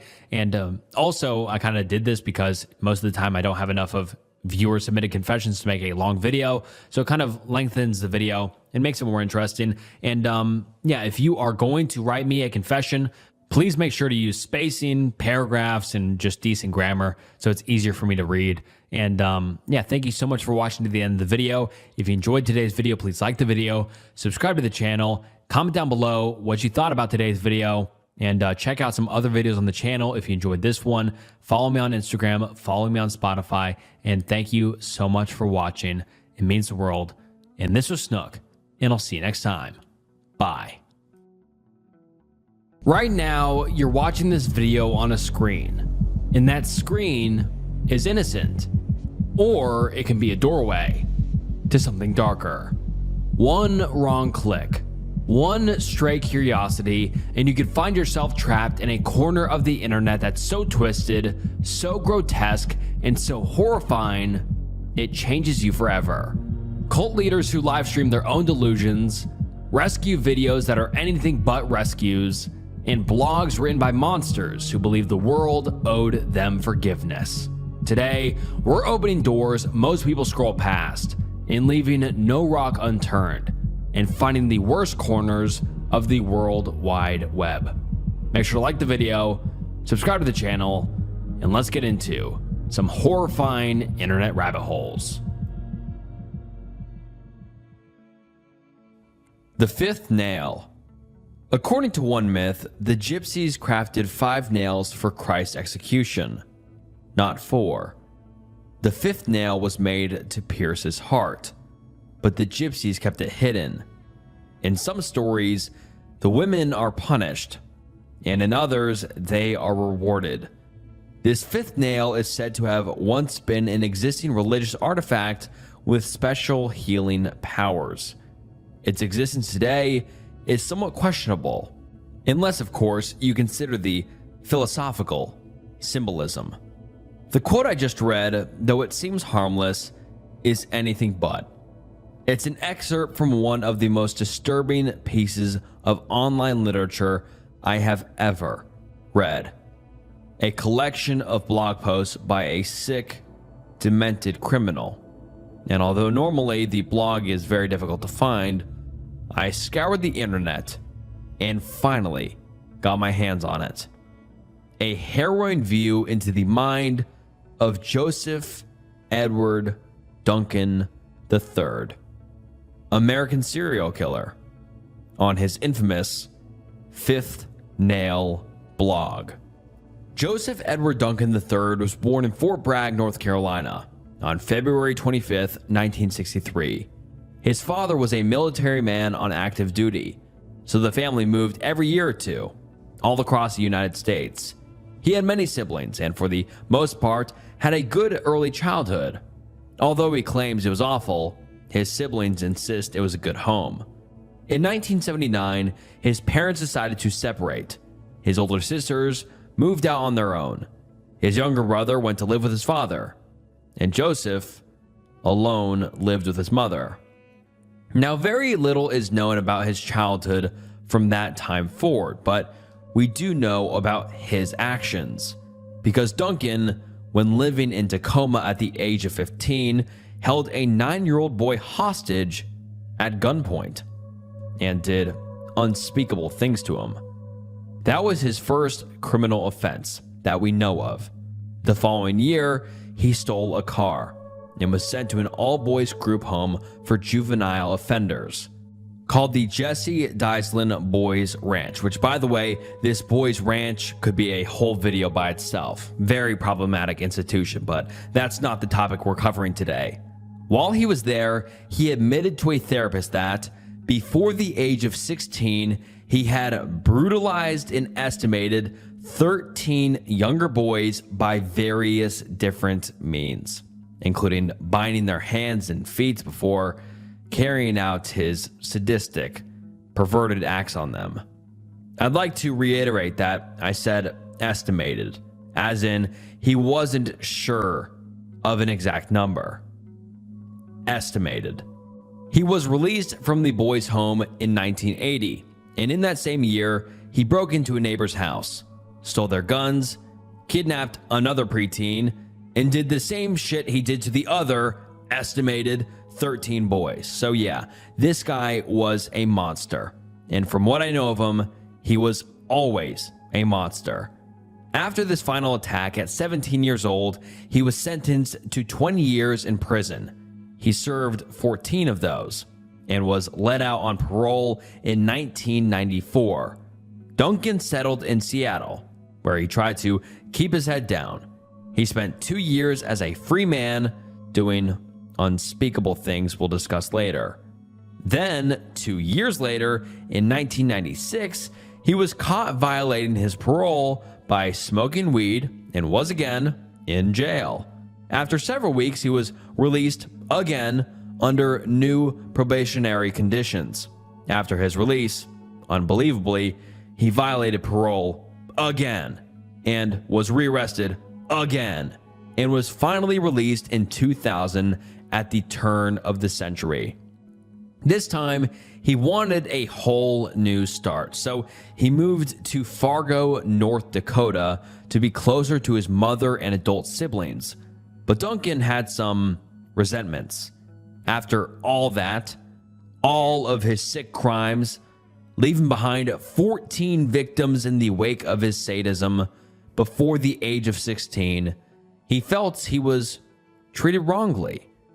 Duncan believed that he shouldn't be judged for his crimes, and without a platform to speak his mind, in 2004, he started making blog posts. He called it Fifth Nail. Here is an excerpt from his first ever post, edited for decency, which I'm gonna say was incredibly difficult. January 4th, 2004. Just found out that a 5-year-old girl went missing from Chisholm, Minnesota on June 14th, 2003, this year. I did not even know until today that this happened, so I tried to figure out what I was doing that day, since I'm always afraid of getting accused when something like this happens. You might say that finding out about the girl missing is the most proverbial last straw, because of all the other recent incidences in the news lately, especially regarding missing people and the resulting intensification of the persecution of perverse criminal offenders. I've decided to start this blog as a sort of check and balance of where I am. This is for my own safety. I figure it is just a matter of time before I am falsely accused of some crime or another. I already had the police at my door telling me some women downtown were waving my picture around that they printed from the internet, accusing me of harassing them for a date. The visit was very intimidating and not friendly.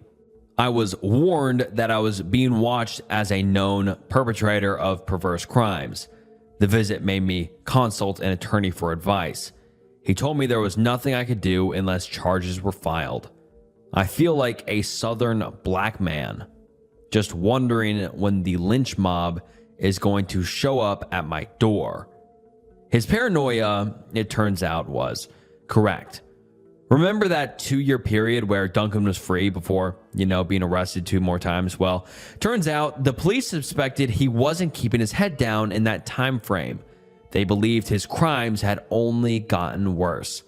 And while Duncan was blogging about his woeful existence as one of the most disgusting human beings I've ever had the misfortune of learning the name of, the police were piecing together his latest sadistic crime. Now, before I get into that, I'm going to read one more excerpt from his blog. There's about 2 years of regular entries, and most of them are absolutely vile, and frankly, I don't want to read any more than I have to, so just to get a clear picture of this man, here's another entry for you from his infamous online diary. And viewer discretion, because this is one of the more insane ones I found. February 2nd, 2005. I committed a perverse crime when I was very young. I was sentenced to a perverse crimes program for adults where half the men in my treatment group sat and fantasized about me. After 2 years, I was a senior member when the state therapist paid a surprise visit to my mother's house and propositioned her, saying it would help your son in the program if you cooperate with me. When she told me about it, I quit the program and was sent to prison, where accordingly to at least one official report that was written before I was sentenced, because of his appearance and age, he would likely be mistreated by other inmates if sent to prison. True story. I thought I would only do a few years and get out not having to be around such evil people who represent the system. But because of hysteria, I ended up spending over 12 more years in prison before finally being awarded parole. All my psych reports say I am a low risk. I was just a kid acting out of confusion over my own experiences.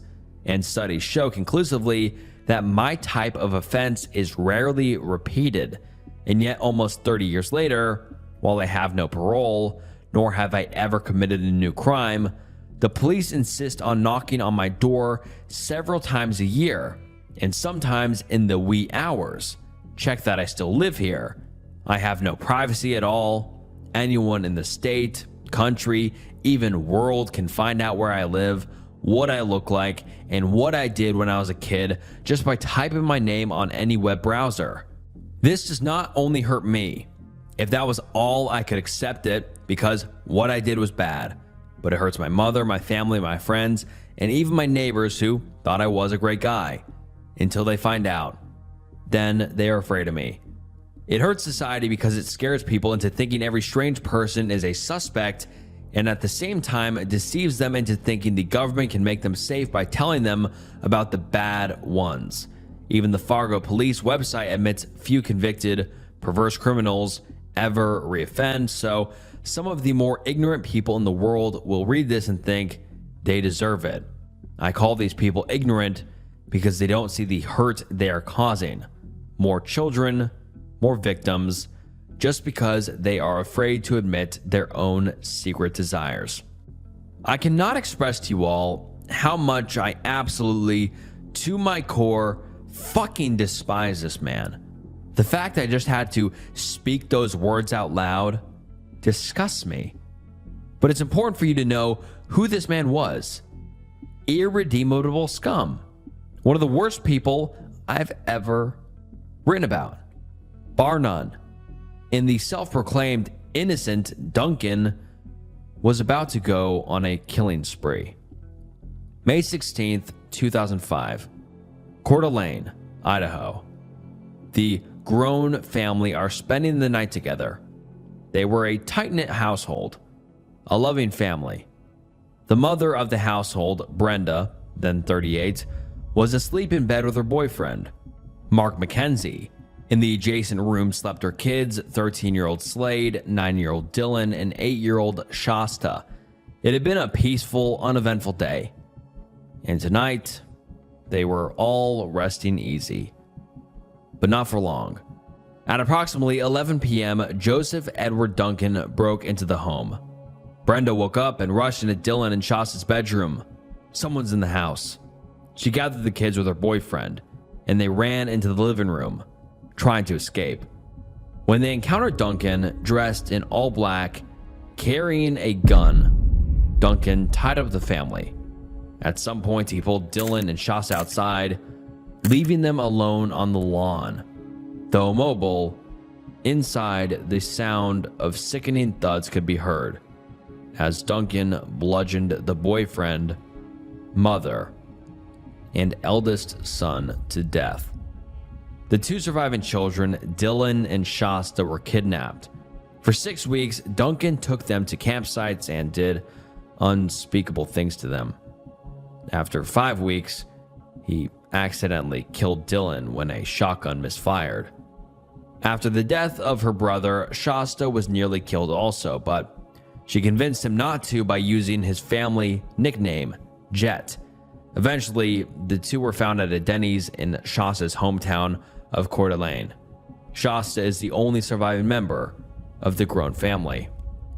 Joseph Edward Duncan III was arrested and convicted of murder for the nighttime massacre of the grown family. But that's not all. Remember that 2-year parole period? Turns out he spent that time on another, earlier killing spree. He was found responsible for the deaths of Samiaho White, 11 years old, her half-sister, Carmen Cubayas, 9 years old, and Anthony Martinez, 10 years old. The jurors who sentenced Joseph Duncan to the death penalty had to be offered counseling for the horrific evidence shown on trial, including a 33-minute video of him physically attacking one of his victims. He died at the age of 58 from brain cancer. The Fifth Nail blog is an x-ray into the mind of a horrific, disgusting vermin known as Joseph Edward Duncan III. Like I said, there are 2 years of blog posts, but honestly, you might want to skip this rabbit hole. There's a ton of information, a ton of description and detail on his Fifth Nail blog, but at the end of the day, the only thing that matters in this story are the victims. All of them. Young and gone way too soon. I hope they can rest easy knowing this man can't hurt anyone else ever again. Animal exploitation. 5 years ago, a video was posted to YouTube titled "Rescue the Pitiful Little Dog falling down the drain, screaming for help. Nobody cares. In the video, a man is walking down an old, craggy sidewalk on his way to work when he hears a strange noise. He stops by an open crack in the ground to listen, and what he hears is a puppy in distress. Somehow, it got stuck in an abandoned storm drain. Thankfully, there's no grate, and the man is able to rescue the little dog. He crawls through the weeds deep under the sidewalk and pulls out a dirty little pup, crying and looking confused. The video has tens of thousands of views, and the channel behind it produced dozens of similar rescue videos, puppies in distress, dirty, mangled, broken, and of course a heroic figure swooping in to save them. Across all their content, the channel has amassed millions of views and hundreds of thousands of subscribers.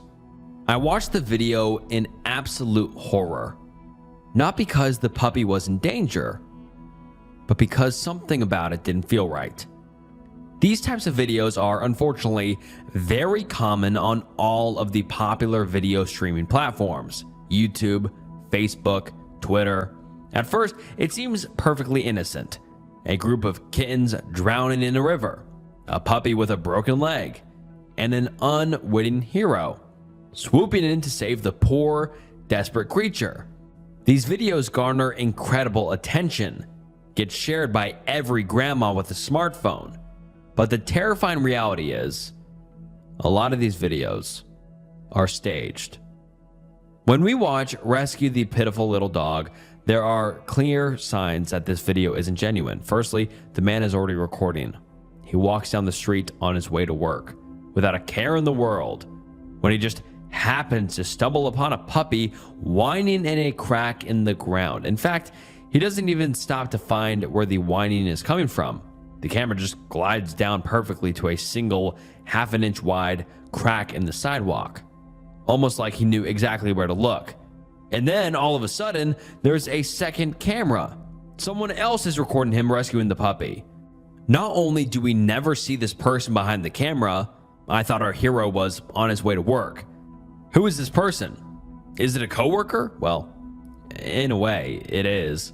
You see, oftentimes these videos are coming from economically poor countries, and with the surging popularity of animal videos in the early 2000s, people wanted a way to make some money, and nothing gets as many shares, likes, and comments as animal rescues.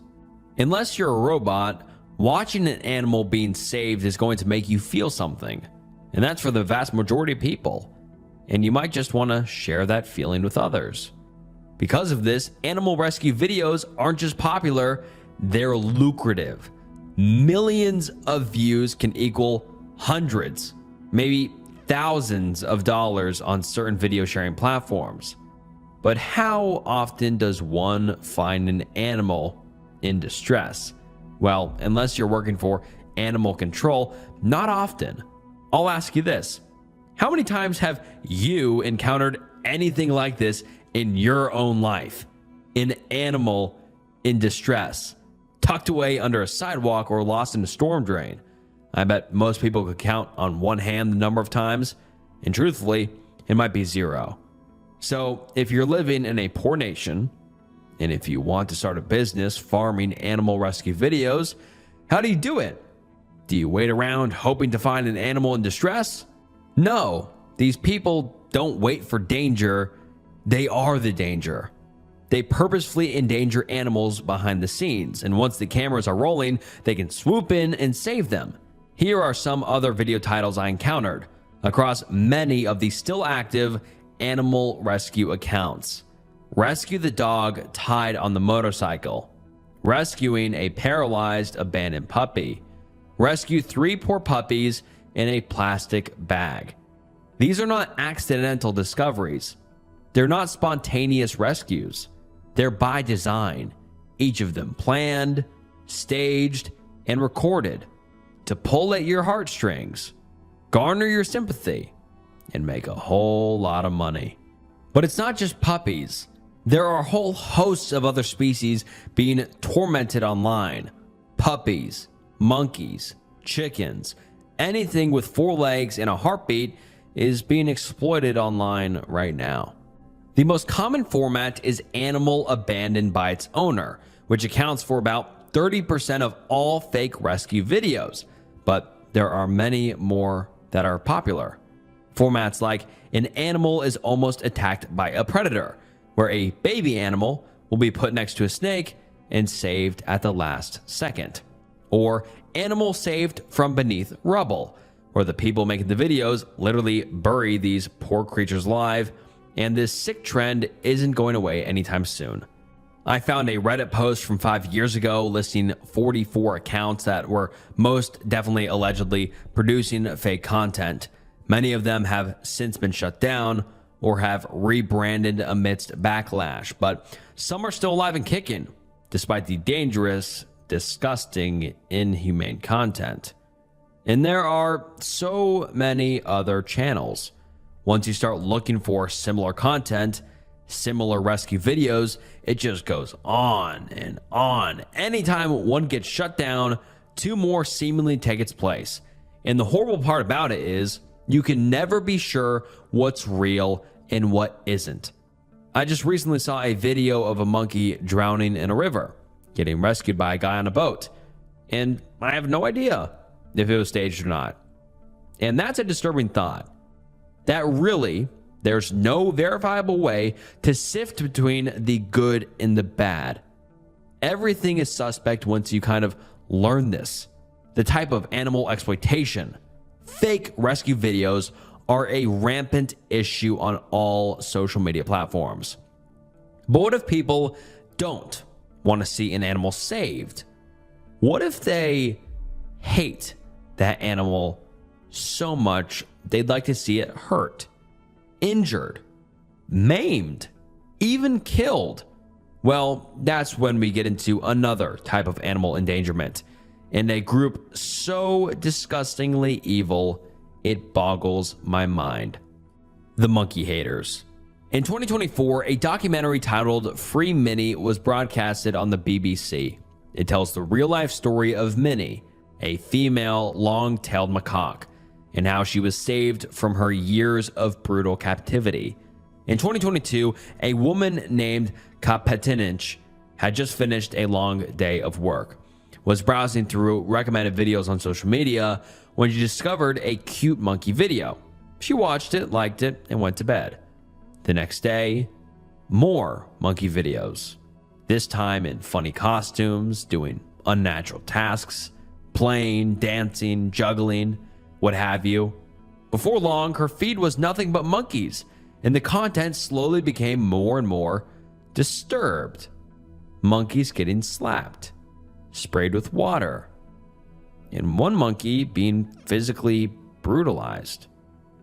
That monkey was Minnie. The lady ended up in contact with another man, Dave Guptar, who had also taken note of the monkey haters in their horrible, inhumane videos. They shared their knowledge and became something of a team. They tried to find similarities between videos, but the more they watched, the further they dug, the more despicable it became. Monkeys weren't just being injured, not anymore. Some were being killed. And the people watching, the sick audience of thousands, were loving it. But one monkey appeared in more content than all of the others. Her name was Minnie. She was just a baby, and she was seen in countless videos being hurt ruthlessly. Seeing this poor, innocent baby being hurt and exploited for entertainment was too much to bear. They had to do something. Together, the duo approached animal activist Nina Jackal. She knew about Minnie, but she didn't know the full extent of what was happening. When she saw the content being produced on social media, she was both horrified and enraged. Nina began her own investigation.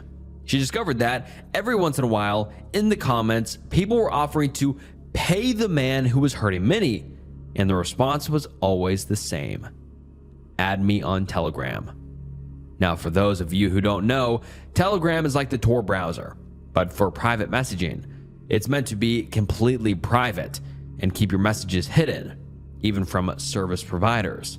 She followed the breadcrumbs and discovered that there were entire dark web forums dedicated to buying and selling content on Telegram.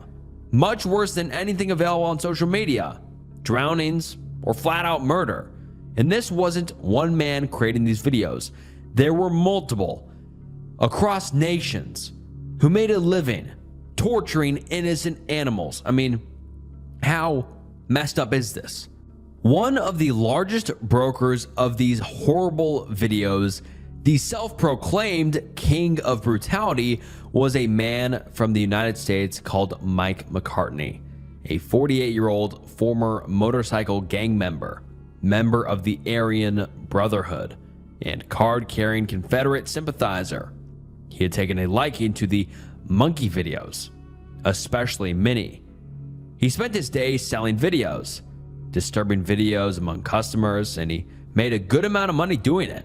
But even he wasn't at the top of the food chain when it came to monkey haters. Mike McCartney operated on a Telegram channel called Ape's Cage, ran by the mysterious Mr. Ape. Mr. Ape ran the communications between buyers and vendors and created some videos himself. He would ask for ideas from the community, what tools to use. But his most popular video involved a blender. Absolutely horrible, disgusting, morally reprehensible human beings. But while most monkeys died, Minnie survived. Minnie lived to see her first birthday, and for that, she was a celebrity amongst monkey haters. She was the sadistic trophy of their community, said Mike McCartney. The Babe Ruth, the Marilyn Monroe, the Elvis. In this demented little circle of ours, that was Minnie. Eventually, by looking for commonalities in the videos, they were able to identify some of the perpetrators. Police agencies in multiple countries were contacted to track down and arrest these individuals. And one by one, they were all taken offline. By tracking the flow of money after each arrest, they eventually found Mr. Ape. And although we don't know his name, we know he was a Florida man in his mid-20s, and he had been running his sick Telegram since the time he was in college. And Minnie's owner was finally arrested. For Minnie the monkey, we don't know exactly what happened to her over those years in captivity. At least I'm not looking for those videos because I don't want to know personally. But we do know her injuries at the time of her owner's arrest: broken jawbone, missing teeth, bruises, scars, and intense psychological trauma. Today we know that Ape's Cage has been disbanded. The broker, Mike McCartney, is facing heavy prison time, as well as other distributors. And many of the monkey hater content creators have been arrested and charged. But just like the fake rescue videos, this all boils down to one major point. This content isn't dead. At the end of the day, these two stories are just the tip of the iceberg. While social media platforms attempt to regulate this type of content, sometimes it slips through the cracks. And as criminals get smarter, it gets harder and harder to stop people like this. For both of these stories, the rabbit hole goes much deeper than just this information. It's basically endless. You could spend days going deeper and deeper into the sadistic, secretive networks of animal exploitation rings online, but at least for me, I won't be going any deeper anytime soon. Love has won. Amy Carlson was born on November 30th, 1975 in McPherson, Kansas. She was a child of divorce, splitting her time between Kansas and Oklahoma City. Amy was described as smart from an early age. She did well in school, always had good grades, sang for the school choir. But while her academics were thriving, behind the scenes, her home life was falling apart. After years living with her father, an abusive stepmother, the pain became too great. And so Amy moved in with her mother, eventually relocating to Texas. Here she wanted to begin her new life, but above all, she wanted love, affection, the all-American nuclear family. But Amy had trouble keeping relationships. She'd meet a man, they'd have a child, and then they'd break up. By the time Amy was 30 years old, she had been married 3 times and had 3 beautiful children. She supported them by working as a manager for McDonald's, but she wasn't happy. She neglected her children, and after her 3rd child was born, she began to distance herself from the family unit she fought so hard to create. Why?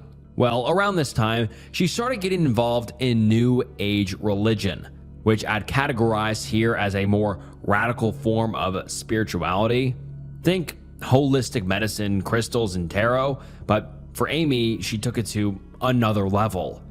She believed in multiple dimensions of spirituality, like metaphysical dimensions, soul reincarnation, the healing power of loving energy, which, to be fair, some of this isn't very strange.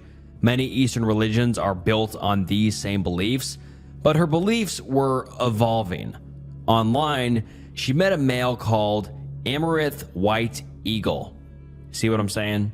And he convinced her that she was divine. Amy wasn't some mortal working at McDonald's. No, she was Mother God, a being that had been alive for as long as time. Someone that had reincarnated into many bodies. The Hawaiian god Pele, Cleopatra, Jesus, Harriet Tubman. She claimed that in a past reincarnation, Donald Trump was her father, and before that, Elvis Presley was her son. Eventually, in 2007, she had become so convinced of her otherworldly spiritual powers, she abandoned her life, went no contact with her 3 children and her family, and disappeared to Colorado to be with her muse. Together, Amy and White Eagle would form a new religious group. And when I say group, I mean cult, called the Galactic Federation of Light. Now, before I continue, I want to make this abundantly clear. We're going to hear a lot about Amy throughout this story, and she does some weird things, some irresponsible things, and some downright dangerous things. But I want us to remember, this is a sick woman. She was influenced by White Eagle, who I'm sure was influenced by someone else, and all of them were influenced by a whole lot of drugs. So I'm not discounting the gravity of her actions. I'm just saying she was just as much a victim as she was a perpetrator. Even her daughter, when later interviewed, wants us to remember Amy as a human being who is sick, not just a crackpot cult leader. And I think it's important to make that clear. Moving on, she moves to Colorado, and together with White Eagle, they create a website. Weekly, they post about their doctrines, taking the moniker Mother and Father God, while their partnership in the Galactic Federation was purely managerial. Behind the scenes, they were heavily romantic, and in 2009, they posted their first YouTube video. Truth is a brilliant symphony. The message is very difficult to follow. Amy Carlson's Mother God, hosting convoluted talks about truth, God, angels, the universe, energy, and atoms. Now, over the course of many more videos, we begin to understand her evolving beliefs in better detail. Amy Carlson was 19 billion years old, a deity called Mother God, and had birthed all of creation. Father God was her second-hand man, and sometimes her lover. She accessed the 5th dimension via contact with the Galactics, a communication of dead celebrities like Robin Williams and Whitney Houston, who served as dimensional spirit guides. She had been reincarnated 534 times, and the job of her current incarnation was to lead exactly 144,000 people to salvation in her mysterious 5th dimensional heaven. And soon enough, the group had its first passenger, Miguel Lamboy. Miguel was the first person to support the Galactic Federation, and he took a special interest in Amy and the inner workings of her spiritual vessel. He would become the group's logistics director, managing the finances. The minutes of her first follower began a long cycle for the Galactic Federation under Amy's control. She would frequently eject people who didn't fit her doctrine or those who didn't agree with her, and this complete control became very toxic and dangerous very fast. When the group joined TinyChat, a website where you can create custom chat rooms accessed by random people, the Galactic Federation of Light began to develop a larger following. And this pattern of Amy's controlling, dictatorial nature began to rear its ugly head. Here's an excerpt from a Redditor who had a first-hand account with the group early on, and the post reads as follows. I first met Amy back in 2013 through the Galactic Free Press and TinyChat platform. Back then, LHW did not exist yet, but the cult-like recruiting tactics were being developed. Miguel Lamboy, who went by Michael Silver, had an administrative presence along with Amy and a few others. Many of us would join online together nightly to share spiritual videos, music, meditations, etc. Honestly, we weren't there because of Amy. We just enjoyed the interactive platform. It was a fun hangout with like-minded people from around the world. We initially tolerated Amy and the first Father God's controlling mechanisms. They would temporarily block you or kick you out of the chat room if you said anything that was contrary to their thinking. But the most interesting and engaging conversations and interactions almost always took place once Amy had left the chat for the night. I had a few one-on-one Skype encounters with Amy. Sadly, I saw right through the con that was developing. Amy even invited me to join her in Dunsmuir, California, which I declined. In late 2013, as the Galactic Federation scene started to devolve into a more cultish setting, I went out and started my own spiritual TinyChat. About 20 or so people followed me over there from GFP. Amy and her followers would daily try to get us to rejoin her. As per this user's story, Amy began to develop a new personality. Gone were the days of innocent spirituality and happy-go-lucky values.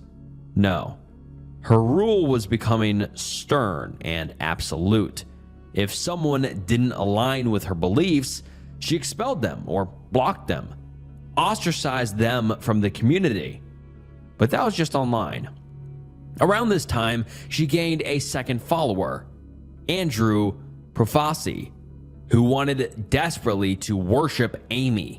The two began a romantic relationship, and before long, Amy expelled Amarith White Eagle, the first Father God, and replaced him with Andrew.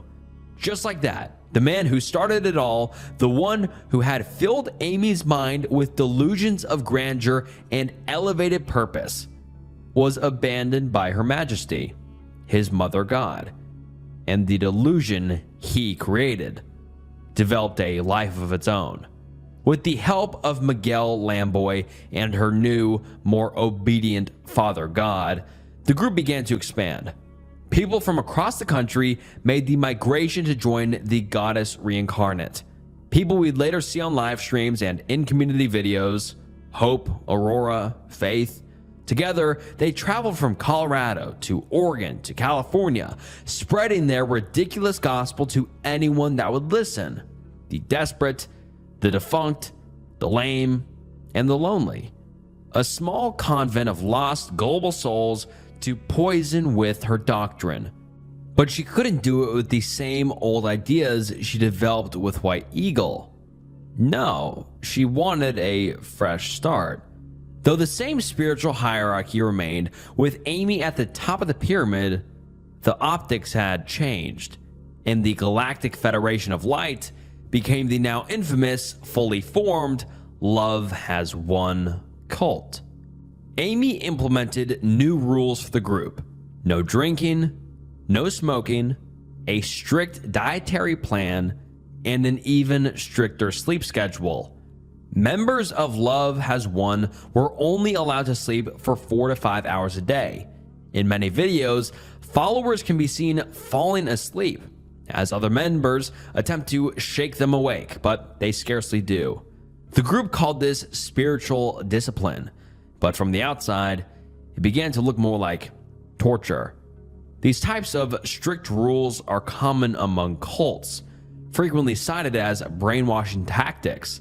Followers are more likely to be obedient if their freedoms are revoked, and their reliance becomes upon the group itself. If you wanted to join Love Has Won, you had to leave your family completely. These tactics amassed them a group of approximately 15 to 20 who lived with Amy, and whatever father god was present at the time, moving from state to state. And because of their recent expansion, they needed more money, and they made it selling holistic medicine online, including colloidal silver. Now, colloidal silver is typically sold for its healing properties. At least, that's what it would be sold for, if it had any healing properties. In fact, colloidal silver has no bodily purpose, no recognized function, isn't an essential mineral, and when consumed, it does nothing but wreak havoc, inside and out. Consistent consumption is considered dangerous, and although it's technically legal, the CDC does not condone its consumption.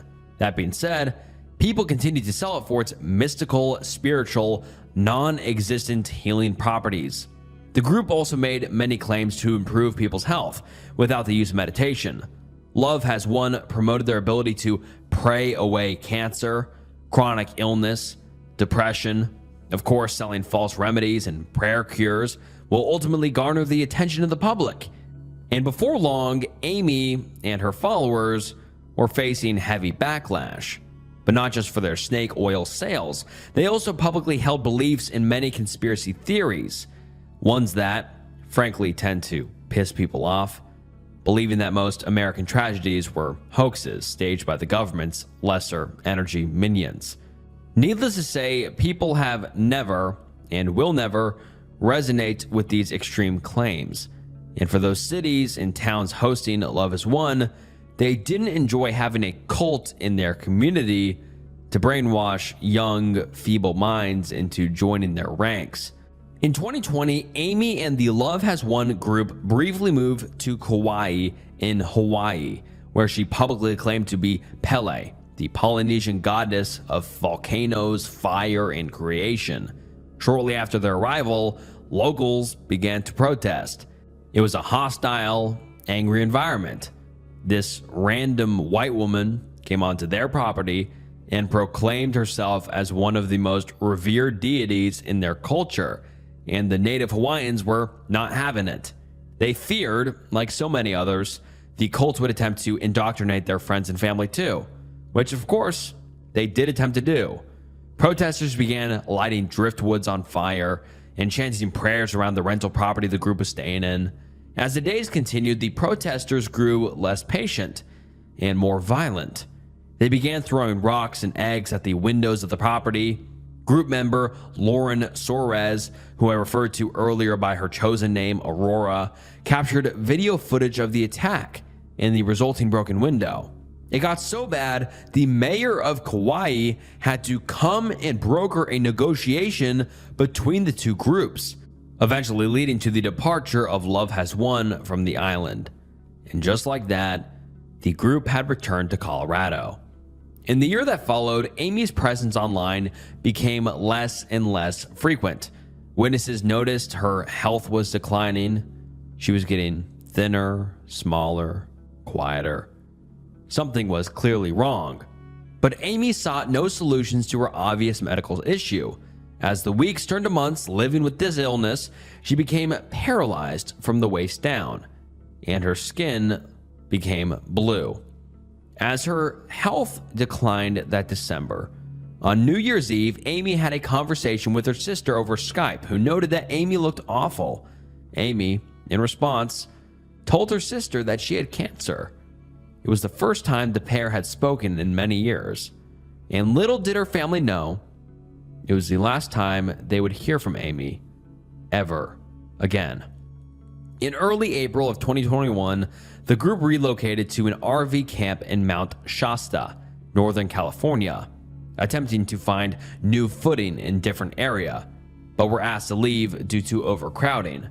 After this, they made their final migration back to the Love Has Won mission house near Crestone, Colorado. On the journey, the group made a chilling Facebook post stating, "She has ascended," and the Love Has Won website was taken offline. In late April of 2021, Miguel Lamboy, head of finance at Love Has Won, contacted the police, saying that something awful had happened to Amy. When police arrived at the mission house, they discovered the unthinkable. Amy wasn't just dead.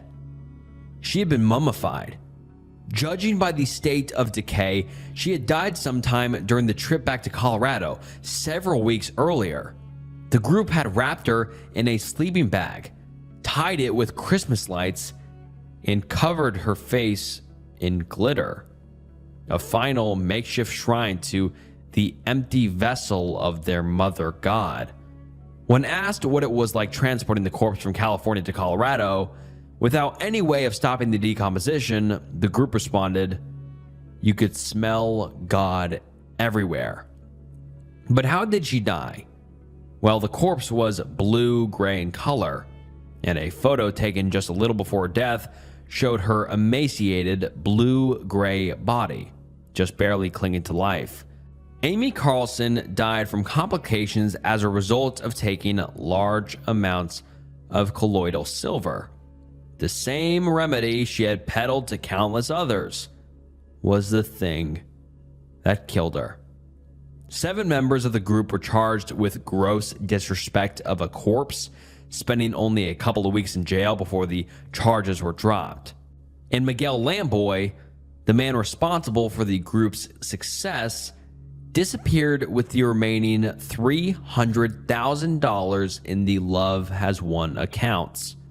Today, the group is fractured. Group member and live streaming coordinator Aurora abandoned the original YouTube channel and created a spiritual successor called 5D Full Closure, which continued to post videos until August of 2025.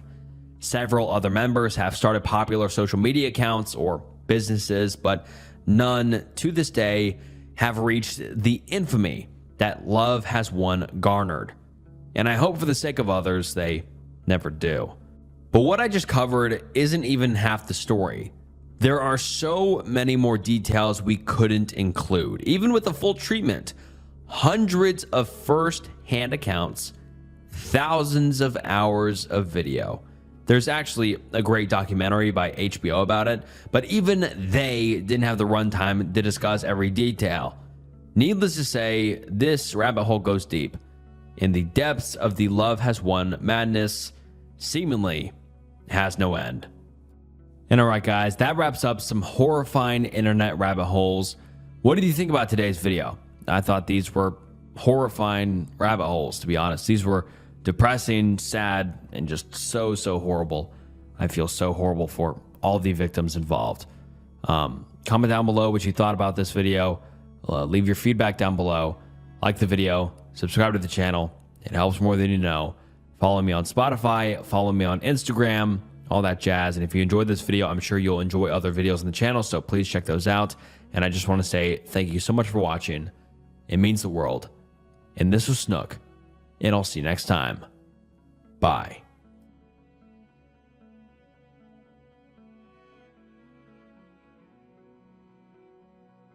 Hey, what's up guys, and welcome back to the channel. And today we're getting into some unnerving confession threads, and oh boy, these are some of the most unhinged, depressing, and just downright disturbing confession threads I have ever read before. So you're gonna wanna make sure to stick around.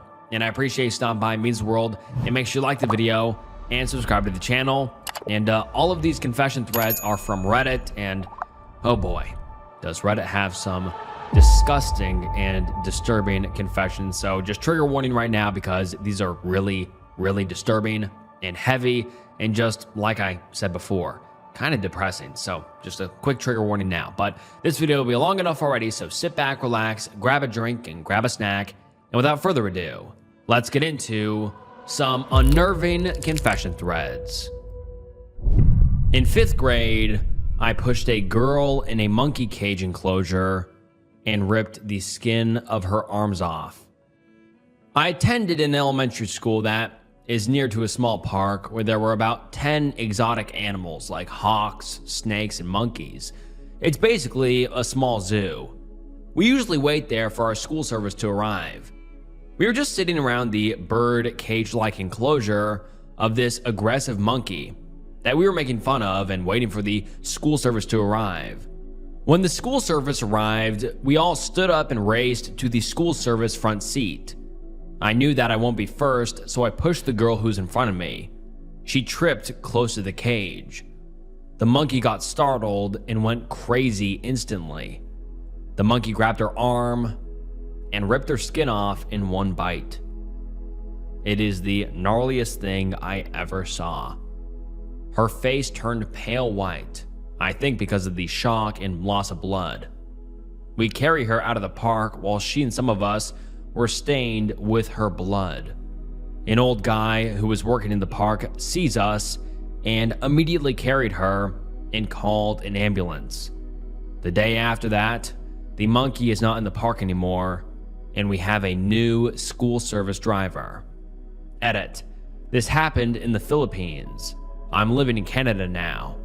And for those people who keep telling me this is fake and making this up for karma, which I don't know what that's for, I hope you guys are right. I made this account to find this movie in the subreddit called Tip of My Tongue and got a recommendation for this subreddit. I saw people in here posting horrible stuff that they've done, so I tried my best telling mine. I get that I'm getting so much hate for this. What I did was horrible, and I really wished I'd make it up to her. She got a pretty messed up centipede-like keloid scar on her arm without knowing that I am the one who pushed her. And now let's get into some of the top comments. One user says, "Damn, did you get in trouble or did no one find out that you pushed them? Did the girl know it was you?" And the OP replied and said, "I didn't.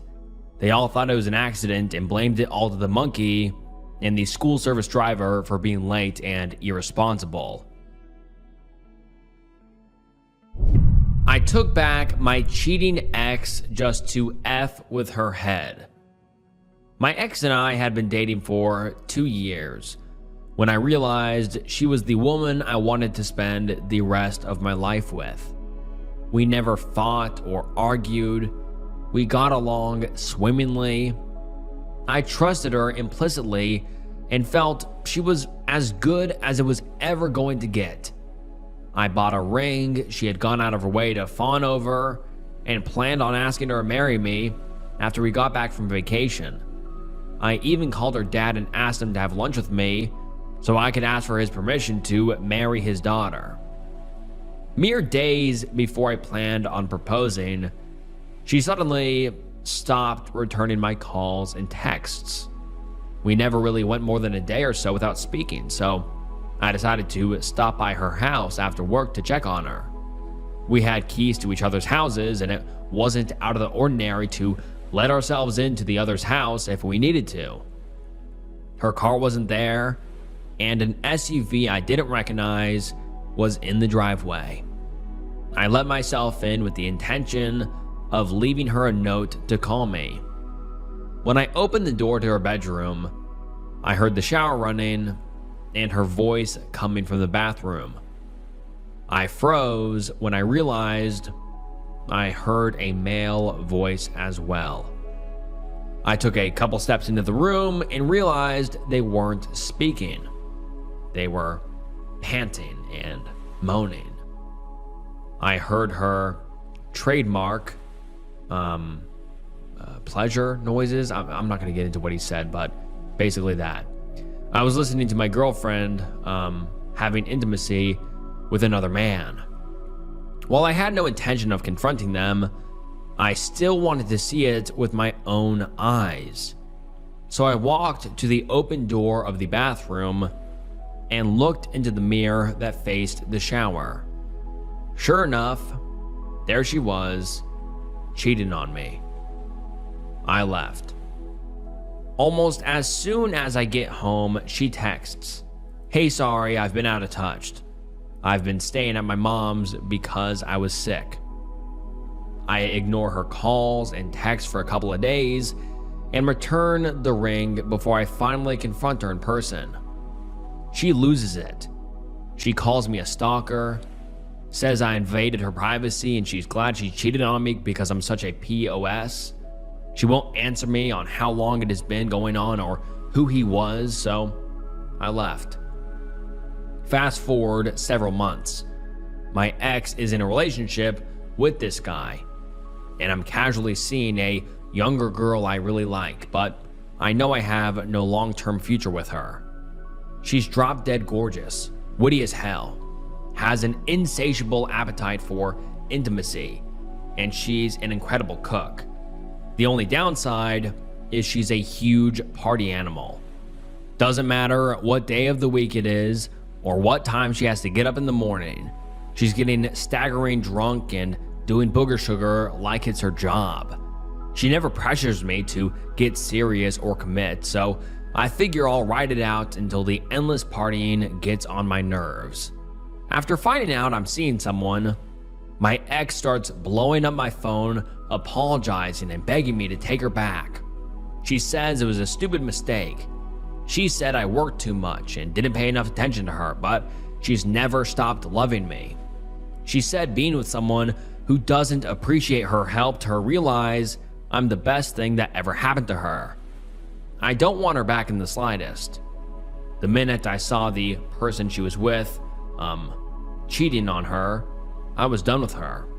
I've spent months being heartbroken over breakups before, but for some reason, actually seeing her infidelity helped me instantly move on.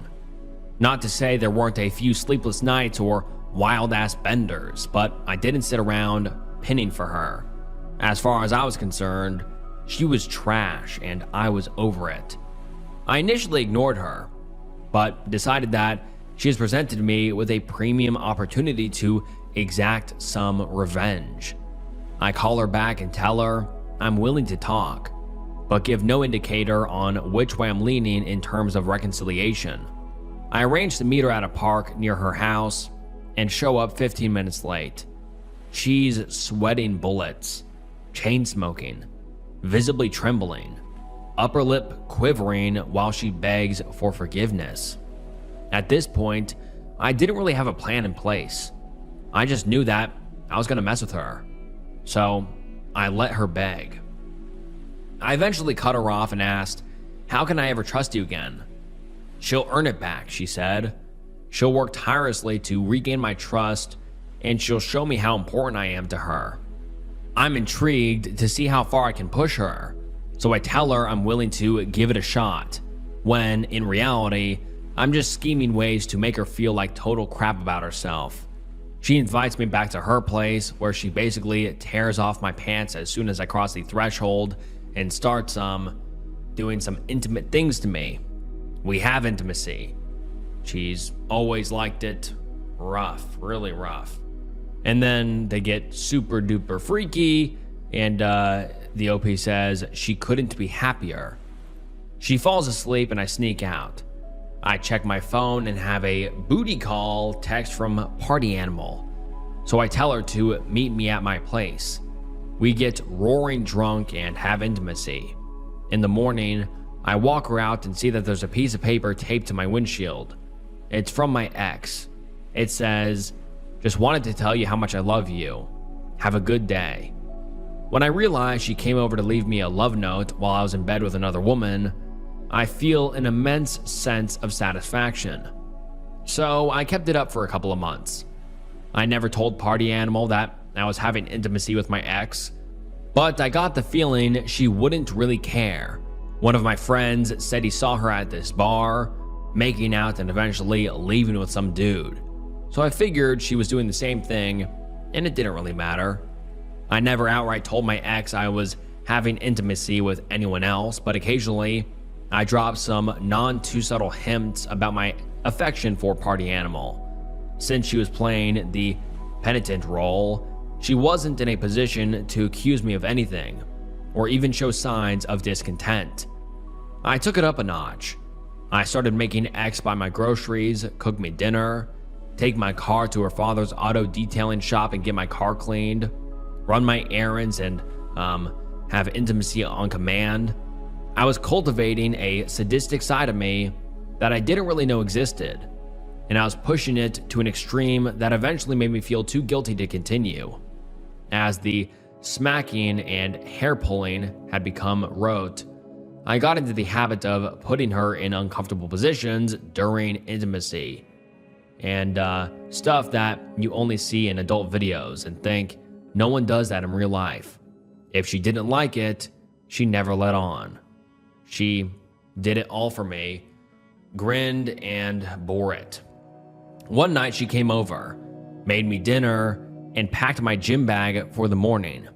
Then we had intimacy. She broke down and cried during. She sobbed and said, "I want to be your wife. I want to be yours forever." When that line sunk in, I realized I had tortured her enough, but not before I used it as an excuse to end it with her. I acted shocked, said that was too much too soon and that she was suffocating me. Told her to go home and I'd call her when I was ready to see her again. She was shaking with long, racking sobs, and she begged me not to leave her. Pangs of genuine guilt were prevalent as I realized I had really just taken this too far and my ego had gotten out of control. I never spoke to her again. She attempted to get a hold of me incessantly for a couple of months, stopped by the house for a few times, luckily never when I was home, and even showed up at my job asking to speak with me. But I managed to avoid every attempt, and eventually she gave up. And she got back with the person she initially cheated on me with. They're engaged now. Party Animal and I had a bit of a falling out when I decided I couldn't keep up with her maniac partying, but we eventually became very good friends. No matter how much I may have thought so at the time, X didn't deserve what I did to her. I surprised myself with how much pleasure I took in hurting her, and it eventually started to sicken me how sadistic I was acting. I can't necessarily say I'm proud of myself, but at least a little part of me was satisfied. And now let's get into some of the top comments. One person says, "Holy crap, dude." Another user says, "Stuff like this just scares me." Someone else says, "Damn, dude, I'm all for revenge to a lying and cheating girl, but man, it totally sounded like you went too far. The fact that she didn't give up on pleasing you for as long, despite how much you were torturing her, kind of says something on her part, or at least, in my opinion. It kind of sounds like she tried as hard as she could to repair the relationship, but you wouldn't let her." I do not want my H/opiate addicted sister to recover. My sister was always just a sad person. I can remember this from when we were young. I don't think I fully processed the depths of it, but I noticed then, and the more I think of it as an adult, the more obvious and the sadder it is to realize. She started sneaking alcohol at 13, and by 16 was drinking and smoking weed daily, with occasional uses of pills. Then at around 19, she got into a bunch of other sort of pills, and by 21, she was a full-blown H addict. At 24, she got pregnant with my nephew, Tommy, not his real name, and stayed clean through her whole pregnancy and had him, despite almost a decade of various addictions that had done a bit of damage to her body. He was healthy and happy. She and Tommy were fine for about 3 months, but she got back into the painkillers, and eventually, H. Luckily, my mom caught it early, and instead of getting the courts involved and all that drama, we all agreed my mom would take the baby in, and she could have him back when she was sober for a full year. Well, my mom was older, and stressed at work as a nurse at an understaffed hospital. And because I was home after graduating college with no job, I ended up doing almost all the work raising him from 3 months on. I even put off getting a job to be with him. I eventually got a job and started saving up to move. My job had discounted childcare, a huge perk, so we decided it made the most sense to take Tommy with me, about 2 hours from home, because it would be too expensive for my mom to pay, and my sister still wasn't sober. I have now had Tommy for almost 7 years. I know he is not my son, but he is my son. I am so attached to him, it is unhealthy. I love him more than anything. He is my best friend. I feel deeply bonded to him. There are no words to describe how much I feel about this boy. We've done everything together for 7 whole years.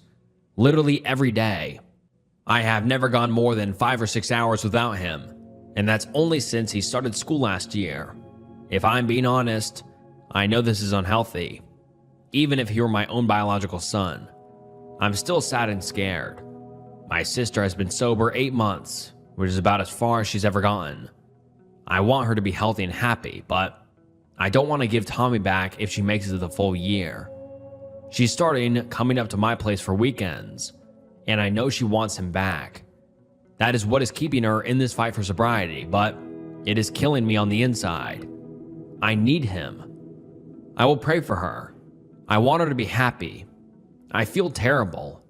I'm not wishing for her failure, but I know deep down I don't want her to be sober so that I can keep Tommy with me. It makes me feel like a horrible person to feel this way. I love him so much. I love her so much. And now let's get into some of the top comments. Someone says, that's some brutal honesty. Another user says, maybe she can move in with you and you could both co-parent Tommy for a while. If it is a good living situation, then no need to change. But it doesn't work, then at least you tried. Children need stability. And is it really the best thing for Tommy to move him to a new school and have him move into a new house and with a new guardian all at once? And someone replies and says, I was thinking the same thing. Kid getting stability and support from OP. The mother has a helping hand raising the kid and someone to help avoid temptation. Someone else says, thankfully your nephew is old enough to know the difference between normal behavior versus a junkie's behavior and can tell someone if she begins using again. In a perfect world, mom will stay clean and give her son the best possible life. However, the same desire/need for her to be high and forsake her son at 3 months will probably reel its ugly head again. Support your sister and nephew by encouraging her sobriety and staying a constant in his life. Sadly, the odds are in your favor that you will continue raising him. And someone else says, file for custody or call a lawyer and see what options you have. You are that child's parent and all he knows. Mom can be the fun aunt. It is not in his best interest to be taken from his parents to go to an unstable environment. Sorry, but the odds are against her, statistically speaking. And someone replies and says, minute OP is getting lawyers, social workers, courts, or police involved, that is the minute she can kiss her family goodbye. Seriously, people, learn to settle your problems inside your house. And someone else says, agreed, OP, at least speak to a lawyer to learn what your options are. And then finally, someone says, you are Tommy's parent. Your sister has never been there for him. She selfishly chose drugs over her child for many, many years. A new attempt to get sober does not change that. If your sister really loves Tommy, then she needs to understand how devastating it would be for a young child to be torn away from the only parent he's ever known. She needs to put his needs over her own wishes and leave him with you. Perhaps she could have visitation with him at your house, You don't need to stick to an agreement that someone else made about when she could have him back. And someone else agrees and says this. I was scared to say it like this because I understand addiction can be insanely hard, but I think that OP is 100% this kid's father, and the sister shouldn't be able to just take the kid back. And this was the only post we have ever received from the OP, and that is just such a heartbreaking situation. And I wonder what ended up happening, and I wonder if the OP kept custody of the boy, or if the OP's sister ended up getting custody, or did it tear apart their relationship, or did it strengthen it and they did a co-parenting situation? I mean, that is such a hard situation, and I really hope they were able to figure it out, and I hope the little boy was able to grow up in a good environment, and the OP's sister was able to get clean. But who knows if the best scenario happened or if the worst scenario happened. Who knows, but I just hope everyone involved is doing better now. I abused someone when I was 18, and now I am terrified to live and be me. Strap in. This is going to be a long one. These are many confessions rather than one instance. Hello, guys. I need to write about my life, or my head will eventually explode. I am 26 male, trying to piece together what made life so subjectively intolerable to live up to this point. I've been hiding my true self and feelings for a long time now. After about 6 years of therapy, first for depression and now for addiction to adult videos and social anxiety, I found out that I deeply believe I don't deserve to get better, hence the lack of improvement in mental health. I wondered why things weren't getting better. Now I believe I know. Before you jump to conclusions such as everyone deserves to get better, I would like to list out experiences I've had, decisions I made, and actions I took so you can decide for yourself with more context. I deeply hope that this turns out useful for someone else, although I don't quite know how that should be the case. And honestly, there is a faint hope left I might be able to forgive myself and finally feel better. It is the dark reality of my life. Something more disturbing than a usual post perhaps, but here goes nothing. A quick warning. I will mention things that some may find disturbing. This text contains themes of SA, taboo, addiction, shame, and so on. Anyways, let's get into it. When I was a young kid, I couldn't sleep. I was scared. So I walked up to my parents' room and asked if I could sleep in their bed.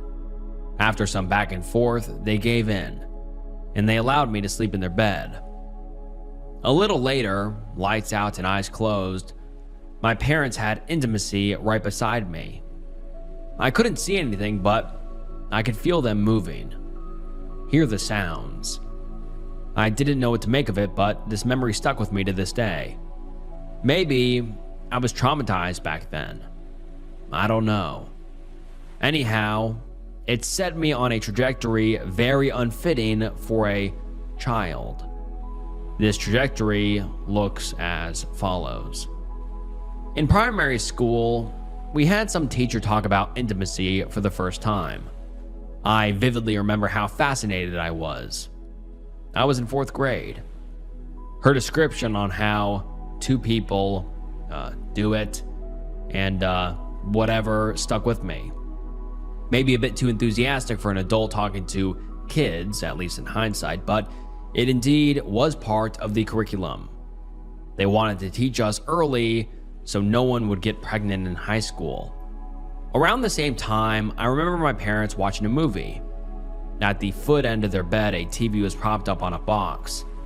It was a normal evening after all, and I wanted to join them in watching the movie. My parents tolerated me being there, so I watched the movie with them. It was about a brother and a sister knowingly having a romantic relationship. A weird type of drama, but I don't remember much of the film besides its premise. Looking back, it was quite inappropriate for a kid. Again, it stuck with me, and with that, an idea was born. Maybe I could try that with my sister. This idea was cemented in my brain. My sister was 2 years younger than me at the time. I remember asking my dad a day or two later, is it okay for a sister and a brother to marry? He answered that it is not, and that indeed it was illegal for brother and sister to marry. I knew back then that this is not okay in some way. I started talking to my sister, telling her about this thing called intimacy and the feelings it supposedly produced. I used words not unlike to what our teachers told us about and what I took away from the movie.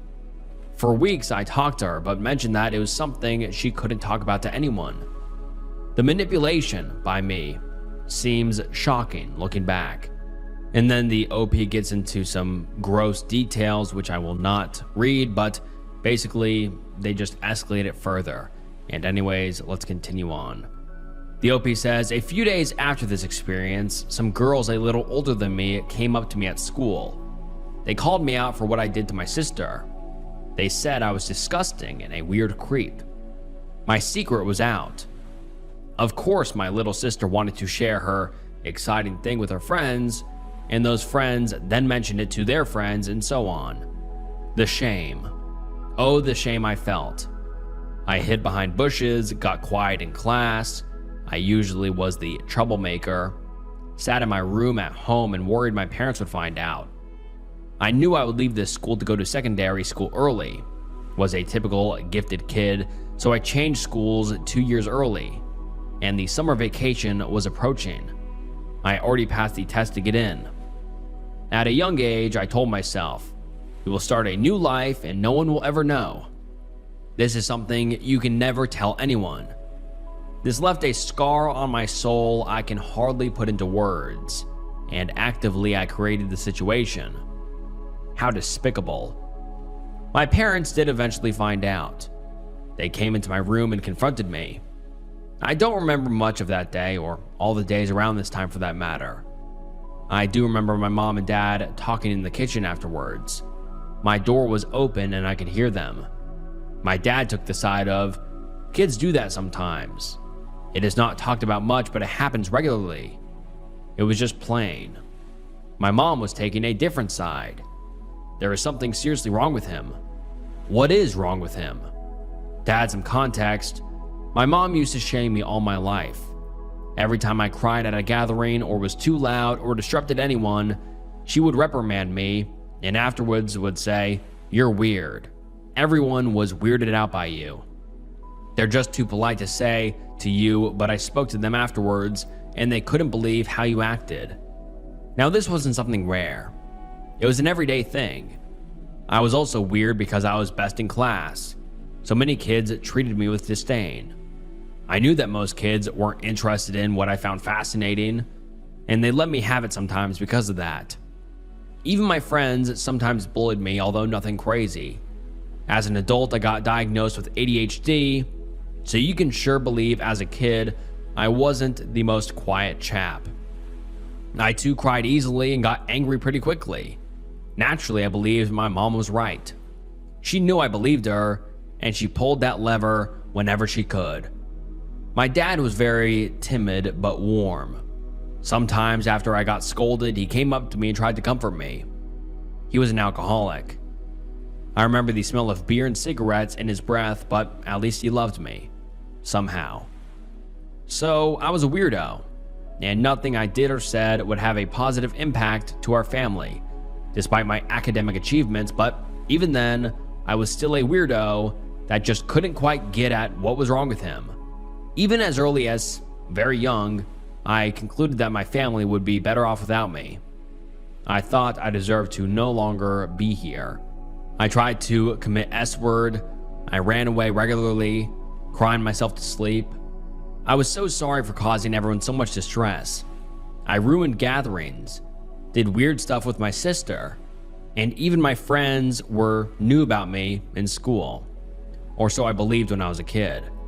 Subconsciously, I believe this to this day, more abstractly and more intrinsically, but still.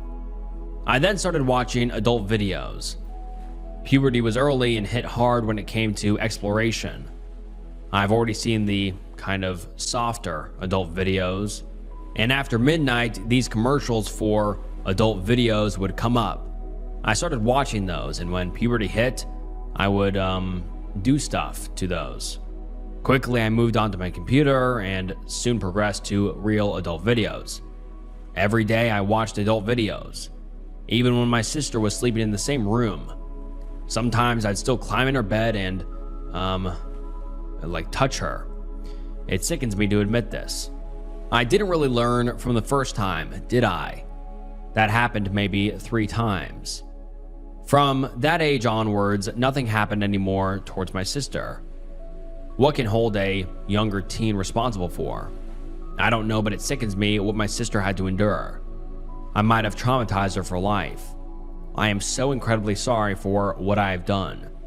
She was an innocent girl, and I poisoned her life. And things don't end here. My adult video habit stuck.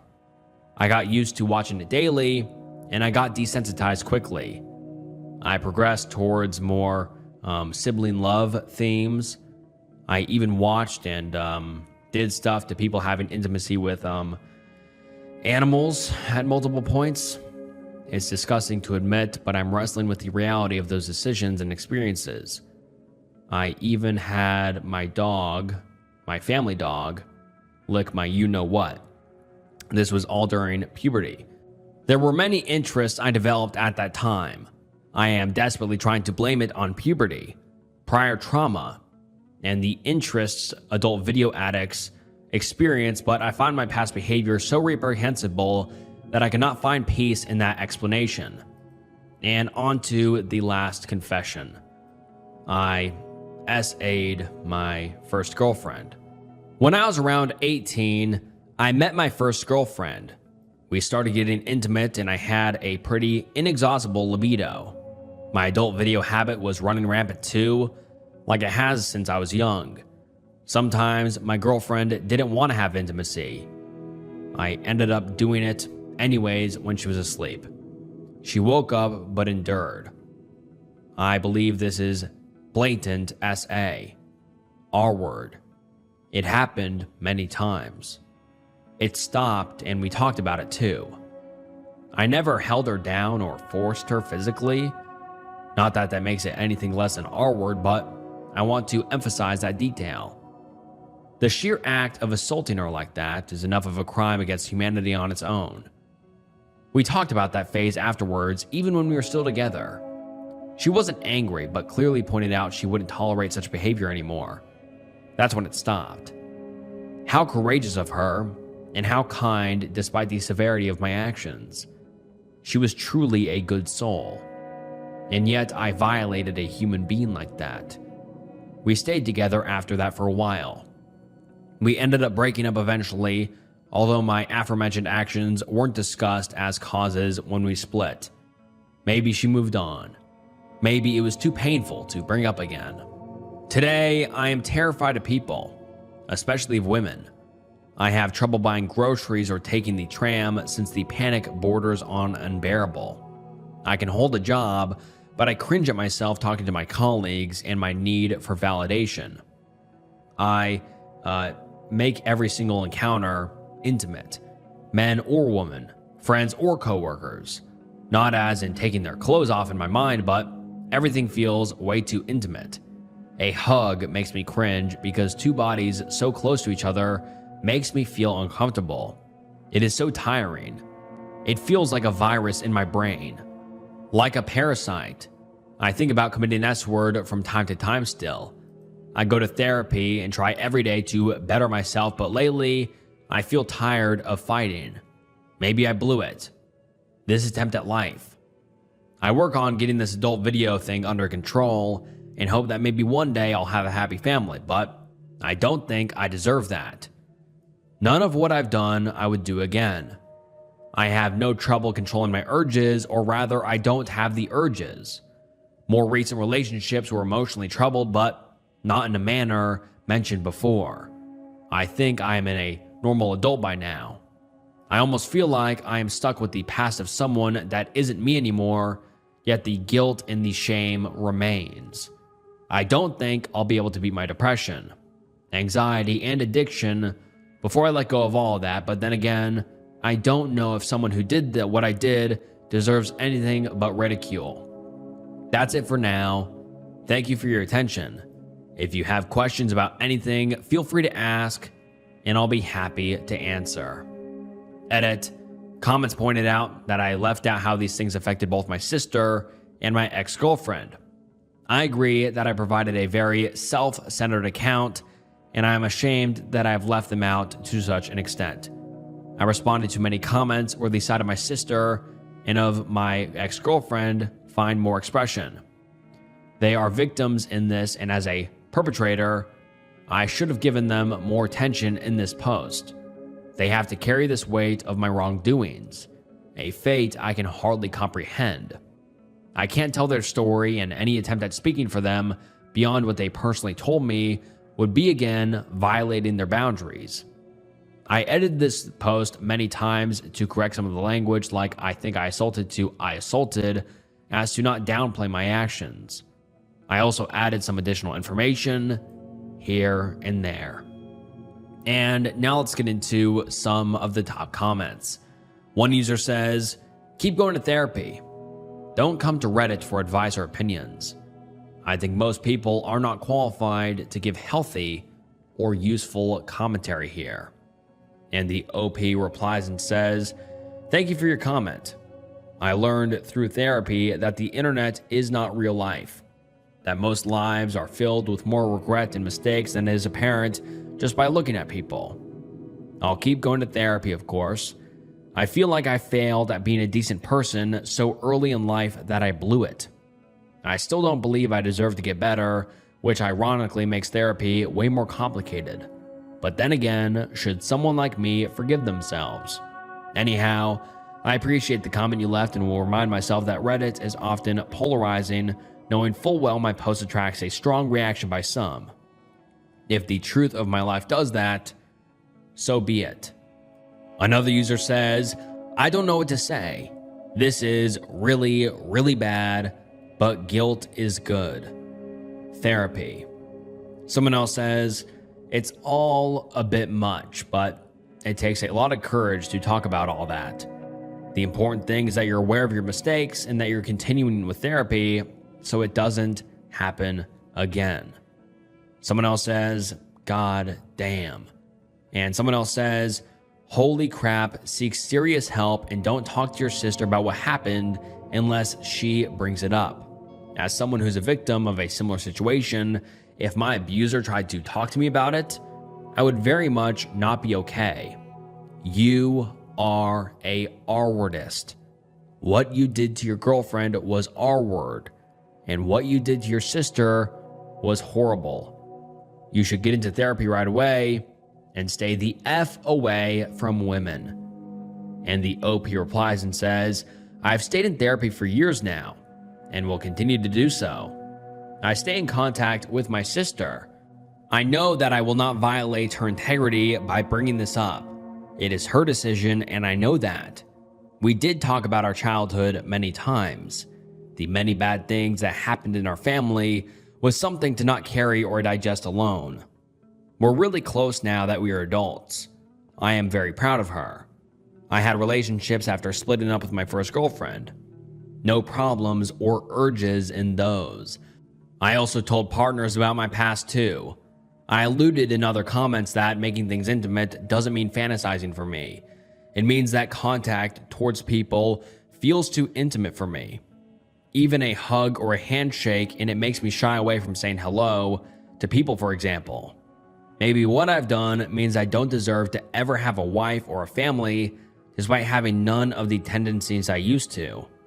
I get that perspective, but since I'm a human being, I still desire those things. I will consider your perspective. Thank you for your comment." And someone else says, "Well, at least you have a working conscience. Now do better and stay away from your sister." I am a peeping Tom who recorded my friend using my toilet. To start, I've always had this interest by watching videos online. It never got so bad to the point of a few weeks ago when I decided to have my friends over to my house. After the date was set, I purchased a couple of expensive cameras to put in my bathroom. When my friends came over, I would interact with them while waiting for one of them to use the toilet. When one of my friends did, I got so excited about it. Once everyone went home, I immediately watched the video on my phone and relieved my lust. After that, I felt shame and guilt, especially because this friend is such a lovely and kind person. I know what I did is horrible and evil, but the lust just keeps coming back, and I keep watching the video over and over and over again. It has been several weeks and I still have the video. I know I should delete it, but the temptation is too strong, and I worry I would feel regret if I delete the video or if I throw away the cameras. And man, that is just disgusting, but let's get into some of the top comments. One user says, "This is a huge violation of trust and consent, and also very illegal. You need to confess to your friend and tell them what you did." And the OP replies and says, "Here's the thing. I know what I did is wrong. However, if I tell her, I fear it'll impact her a lot and also me. I won't pretend to be a saint. I would definitely be worried about my reputation too. But I don't know how to proceed with this. Therapy, I worry that it might not help me and just out me as a perv. I committed this crime. I understand the impact this would have over my victim, but the fear of it impacting my life seems higher to me. I am selfish. I wish I did not have these tendencies in the first place, simply because of the stress and fear I go through even recording it. Then the money spent on the equipment, and finally for putting my friend in this position." And then someone replies and says, "At least delete the video and don't do it again? How can you look at that friend in the eye ever again? Super gross guy." And someone else says, "F your reputation, LOL. You violated someone." And someone else says, "So you're a predator. Got it. Get help and stop abusing your victims." And someone else says, "I can definitely say that you should delete the video and rehabilitate yourself in an indoor group, so that way you can get help needed in your situation." On the other side, I'd also say that if these friends of yours are not over 18, then that just makes it worse. Whatever age you are, it is still vile regardless. Confess to your friend after you help yourself out. And the OP replies and says, "She is over 18, and I agree it is vile regardless. I am trying to muster the strength to delete the video, because the lure is very strong. I need to find a good therapist for this and hope it helps." And everyone else just says delete the video, which totally makes sense, but we don't know what the OP does because the OP's account was banned after this. But God, what a disgusting, gross, and just vile confession. I ruined most of my life by going to prison right out of high school. In 1999, when I was 18 and fresh out of high school, I killed someone. Was eventually caught and sent to prison to serve a life sentence. In prison, I was R-worded many times, assaulted and broke multiple bones. Now, 19 and a half years later, after 19 years in prison, I'm unemployed, have severe PTSD, and have nothing but a high school diploma. I feel as if I am worthless. I can't justify myself getting treatment due to myself being a murderer, and I hate myself with passion. I'm nearly 40, and I have ruined my life. I'm halfway through to the retirement age and I have nothing. I'm broke, can't get a job due to having a record, and I have to wait 5 more years to be pardoned and have my record cleared. Edit. Thanks for all the support. For those of you wondering who I killed, it was an old high school bully that affected most of the kids in the school. Guess I thought I was being righteous or doing everyone else a favor by getting rid of him. And now let's get into some of the top comments. One user says, I know the words of any random person over the internet won't change your life in a snap, but I'd like to tell you a story of a friend of mine who was very similar.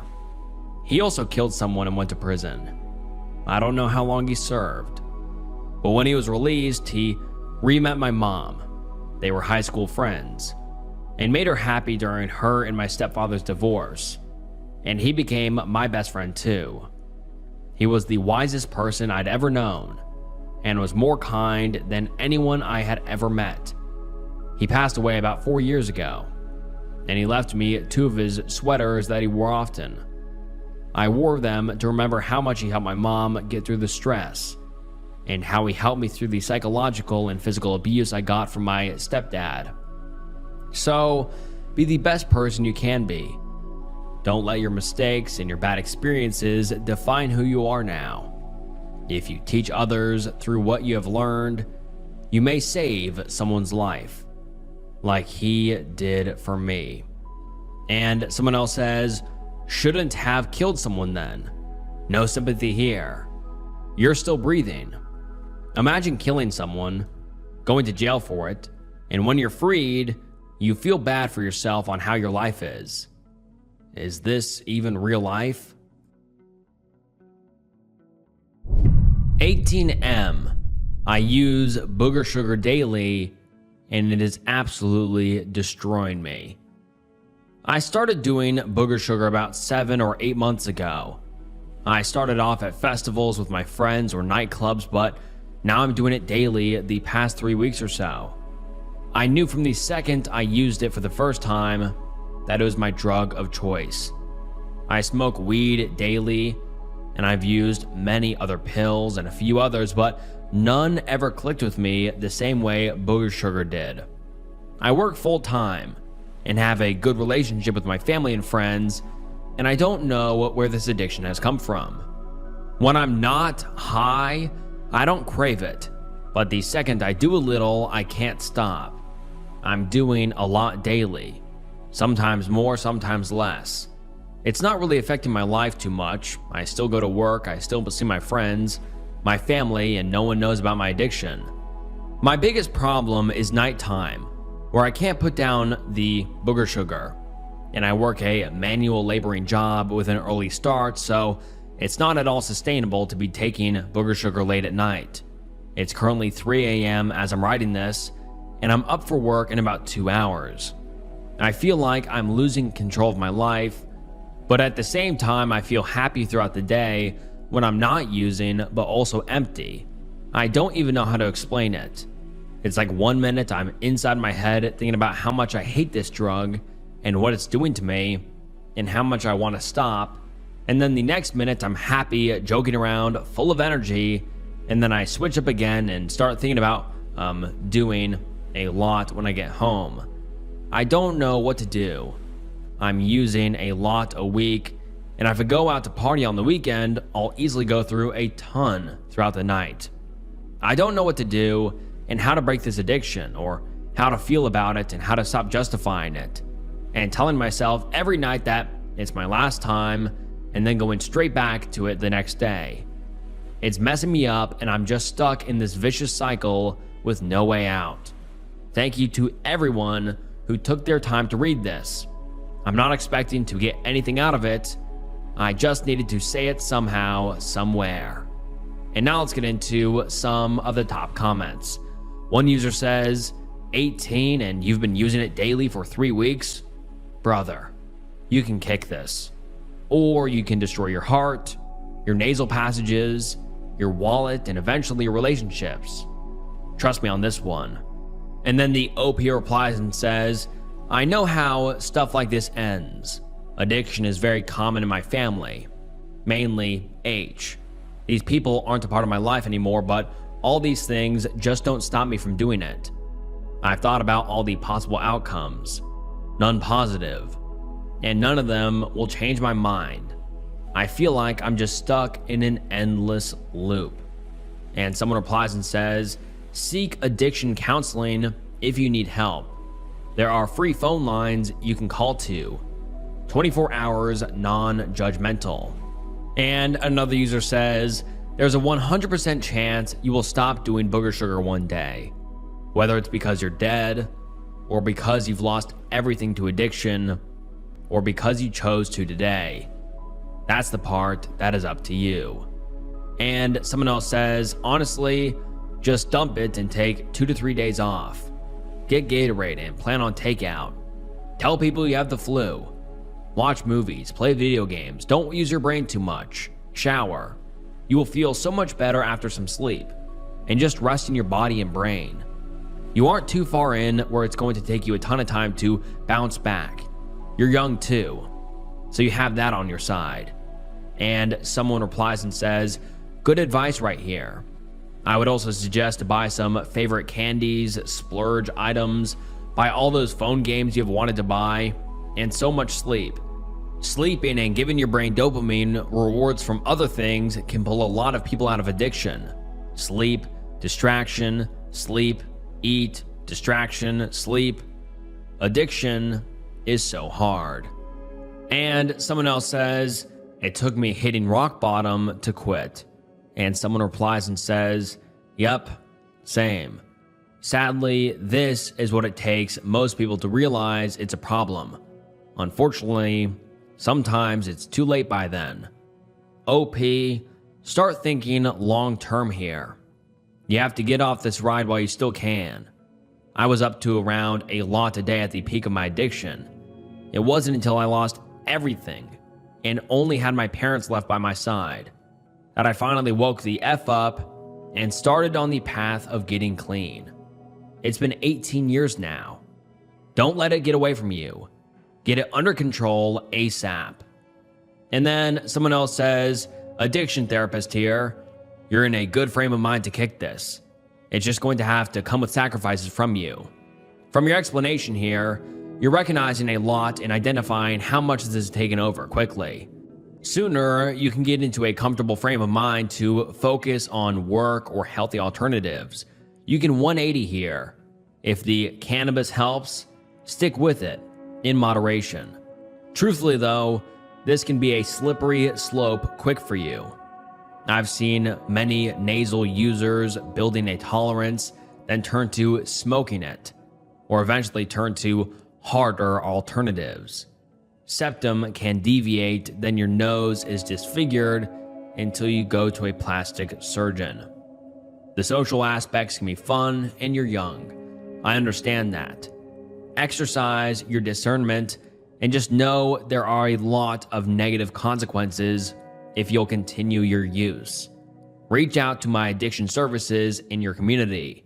You're legally an adult, so they will respect your privacy. All of the luck to you, lad. You got this. And we have never received another update from the OP, and I really hope that the OP was able to get the help he needed and kick this nasty addiction before it got too late, because as many people in the comment section here said, that it's a slippery slope, and if the OP doesn't get off now, it could get bad really fast. And so hopefully the OP is doing better now and just back to his regular life. I committed a felony over a bike. I have chronic anxiety and a giant fear of my dad. And also, I'm a stupid, rebellious teenager that's stupid. So, one night, my friend George and I decide to take out the panel of my window and walk into town for snacks at 4 a.m. Not sure why. We crossed train tracks illegally. We hid from cop cars. It was actually quite fun. The only reason I stopped is because of the reason I'm about to tell you. So we'd done this a good 8 or 9 times, and we'd never been scared or anything. So we thought, let's bring our bikes and we can get snacks faster. And my dumbass didn't bring a lock. So we go into my garage around 2:30 a.m., bring the bikes out through the door, and just barrel down the road.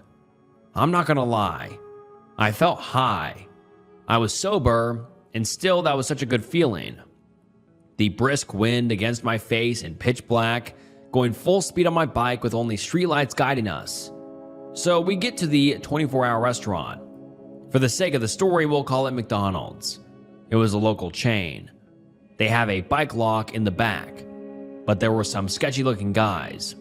In retrospect, they're nice guys. I met them later, and me, being the world's biggest idiot, decided to park our bikes out back of a piano store in the single sketchiest alleyway that I have ever seen. So we get our food, whatever. I think the lady thought we were homeless because she gave us free hash browns. Anyways, we get back to the alleyway, and I can't find my bike. So I turn on my iPhone flashlight and point it at my feet. And I swear to God, I have never been more scared in my entire life. The bike was gone. My friend's was still there, but mine was gone. The thief had replaced it with their own, effed up garbage bike that I rode home. So my friend and I went home, and I somehow got to sleep. The next morning, I rode that hunk of junk all the way back into town, and you know what I did? I purposefully fell over, covered myself in dirt and blood, and called my mom. To make it a long story short, I told her that I basically just got grand theft biked and some older dudes jacked our bike. She arrives on scene, calls the police, calls my dad. Dad comes, drives my brother around to see if they can find the little assholes. Policeman takes both me and my friend to make sure our story checks out.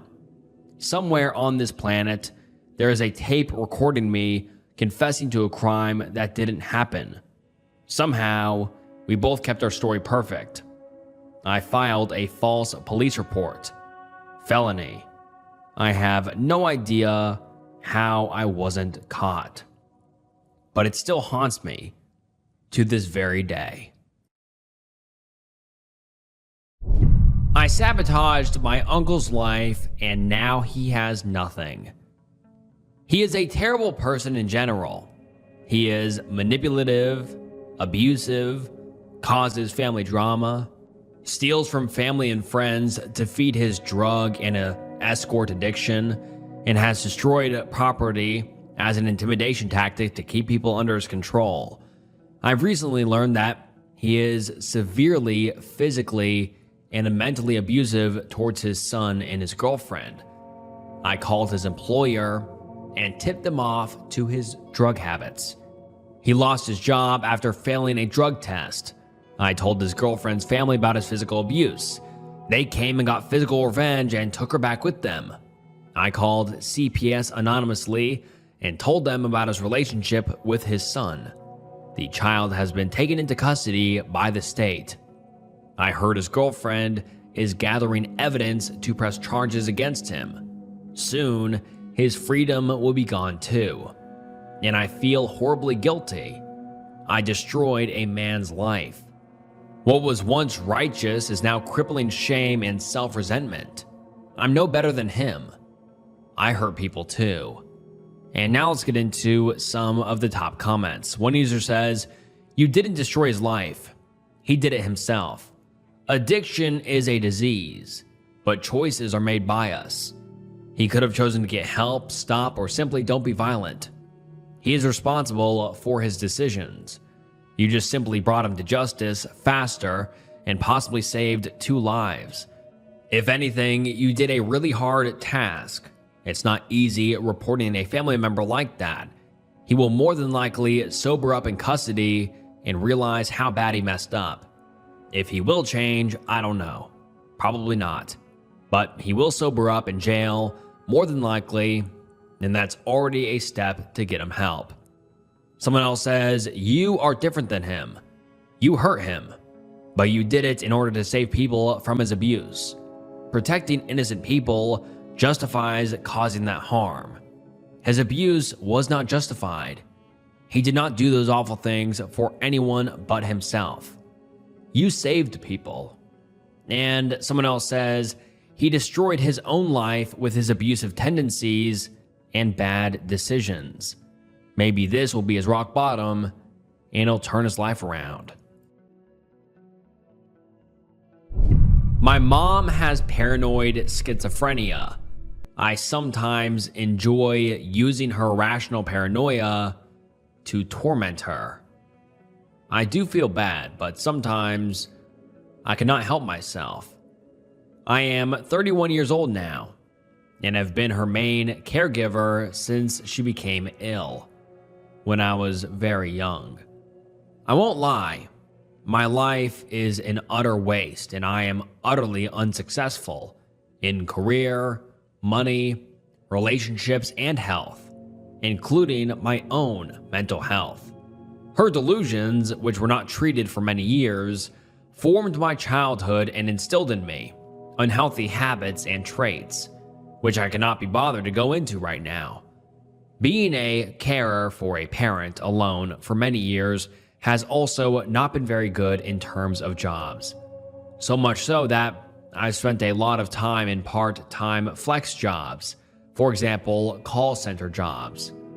I do love my mom, but I am so resentful of her. But sometimes it overwhelms me. I end up lashing out passively aggressively. One of the main delusions she has is that people and family place curses on her. This evening, she started talking about it, and I got more and more annoyed that I accused her of putting curses on me. She kept saying she would never do that, but I kept going on and on accusing her of it. I couldn't stop. She just cried and left the room, and I felt nothing. I was just glad I could carry on watching TV in peace. There are so many examples that, at the time, I enjoy and get pleasure from, but then after I feel so ashamed. I am otherwise a good carer and look after her and make sure her needs are met, not just physically or financially, but emotionally and socially. The pressure is just too much sometimes. And alright guys, that wraps up some unnerving confession threads, and I hope you found today's video interesting. If you did, please comment down below. I appreciate every single comment and I read every single comment. So comment down below your feedback, criticisms, thoughts, concerns, ways I can improve the videos, etc. I really do appreciate all of the comments.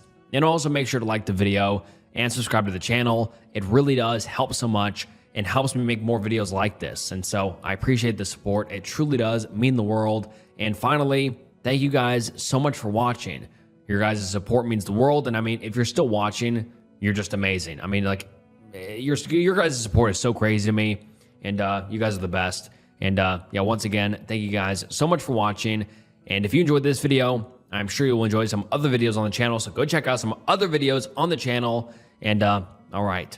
Thank you guys so much for watching, and this was Snook, and I'll see you next time. Bye.